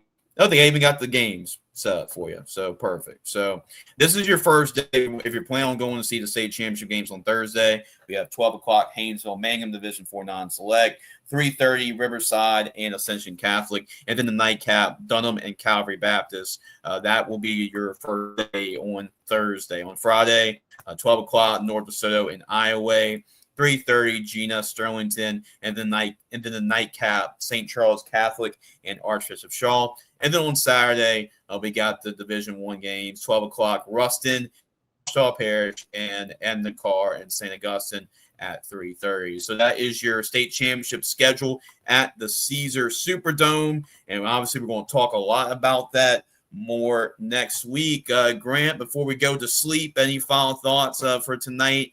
Teams punching their ticket to the Superdome. Just want to say congratulations. Even the teams that lost tonight, I mean, that is still a great season to get to this point, go to the semifinals. And it's really tough because, you prepare all year long and you're right there at the doorstep of the state championship game. And really those teams really deserve a round of applause because I know it's tough for these seniors coming up a game short.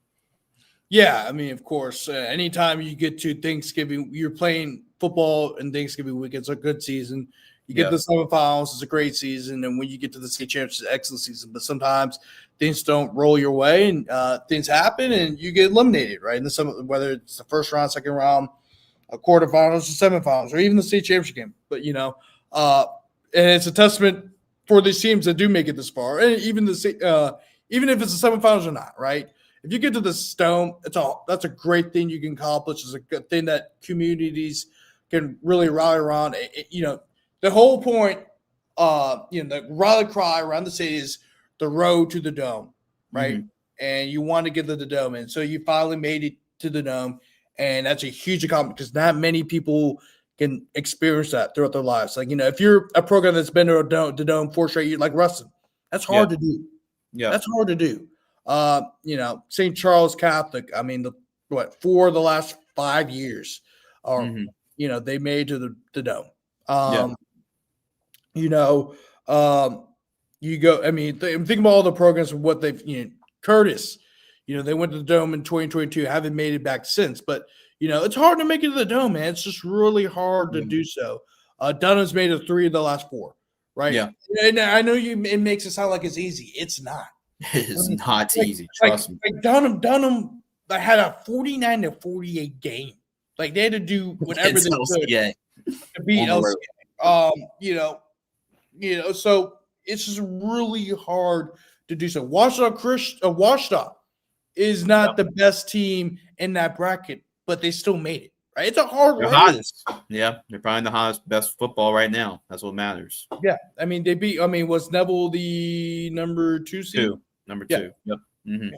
I mean, so it's just hard. It's hard to win football games in general, no matter what level it is, and to do in the playoffs where everything's at stake. You lose, you go home, and you keep winning, and you get to the Dome. That's a hard thing to accomplish. So, congratulations to all the teams that made it to the Dome. Also, congratulations to the teams that not only made it to the semifinals, but also made it to the playoffs in general. Winning is hard. Yeah, it is. Especially in this state. Yeah, a lot of great talent, a lot of great teams. And if you're in the Dome, enjoy it. I know this is a moment every high school kid has dreamed about. So go enjoy the moment. Soak in every second of it. Enjoy it. This should be a fun one. And Grant, as we wrap up tonight, I've covered. I mean, we covered college games. I covered the SEC championship game. I mean, you covered Omaha. But in my opinion, nothing beats Superdome week. Nothing beats Prep Classic State Championship week. It's definitely by far my most favorite event to cover. To get 3 straight days of nonstop of really the best teams in the state of Louisiana. It's always a fun week, and especially a fun 3 days. It's going to feel like one big day, but it's going to be a great weekend of football. Yeah, I mean, the very first big sporting event that I had covered was the state championship games in 2022 when I was training for WGNO. That's how I got my start. I got my start in journalism covering high school football in general. And then, of course, I was doing that for the next 2-3 years. And then, of course, I got my gig in North Carolina. Of course, I don't work for OnSI anymore, but I will still be out in North Carolina covering the Tar Heels. We're going to announce it in the next few days. Don't want to make anything announcement yet, but I will make that announcement pretty soon here to the whole world. And everything. It's going to be a part-time role, but, still it's a little bit more time. It's a little less stressful because I think I've told you this, Jace. I was doing 8 articles a day. Oh yeah. I was like, I need a little bit of a break. I need a little bit of a break. And, but the good thing is, I got off the right time because it's like, hey, I'm going to get my 2 weeks in, put in my 2 weeks now. But now I'm like, okay, I need to find some freelance work to do. It's like, oh, wait, the state championship games are coming up pretty soon. Let me see if Ken needs any help. And he needs, I could go help and cover it. And I'm back at it. So I'm going to be writing, probably going to appear on the radio once again.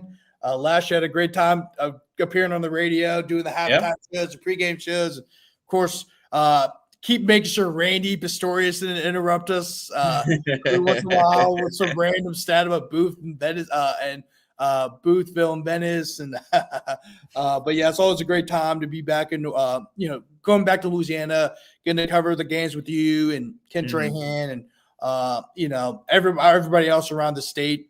Great to be good to see some people I haven't seen in quite a while, which is kind of crazy because I used to work a lot of stuff with them, like virtually almost every other weekend or every weekend. So it's going to be a great atmosphere. I can't wait to be back in general. But also, what also sucks is that it's also the end of the high school season, but also it's getting closer and closer to the end of the football season in general. Right? It's the week after the conference championship games in college football. Then you start going straight into the playoffs.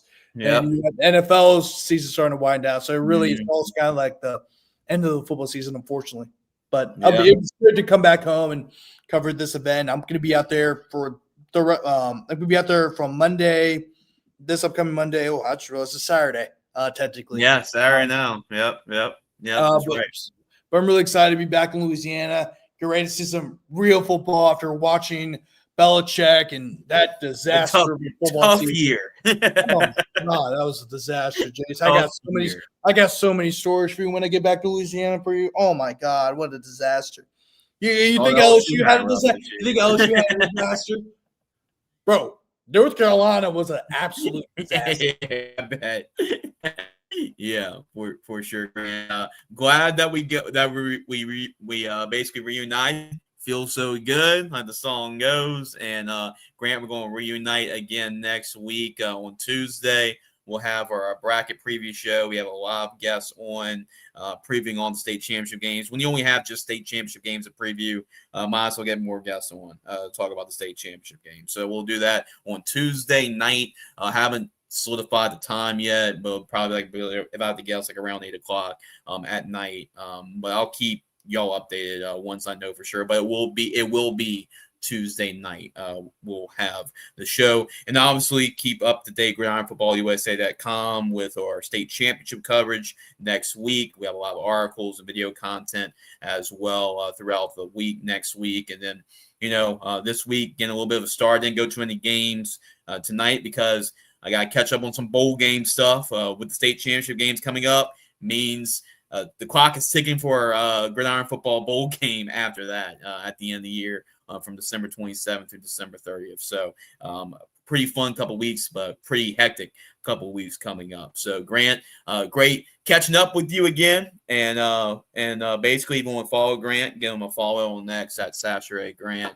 You see it right there. I appreciate Tommy's Windows. Tommy's has been an awesome sponsor for us all year long here on Ballin In Da Boot. Can't appreciate Tommy and his crew enough for sponsoring Ballin In Da Boot this year. And then we'll catch up in the Dome as well. So we'll have some day recaps in the Superdome as well. For Grant, for the first time in a while, I'm Jace, and we'll see y'all next week. Congratulations to everybody that's punched their ticket to the Superdome, and we'll see y'all on Tuesday as we'll predict and preview all these state championship game matchups. Enjoy the football weekend, and have yourself a good night, everybody.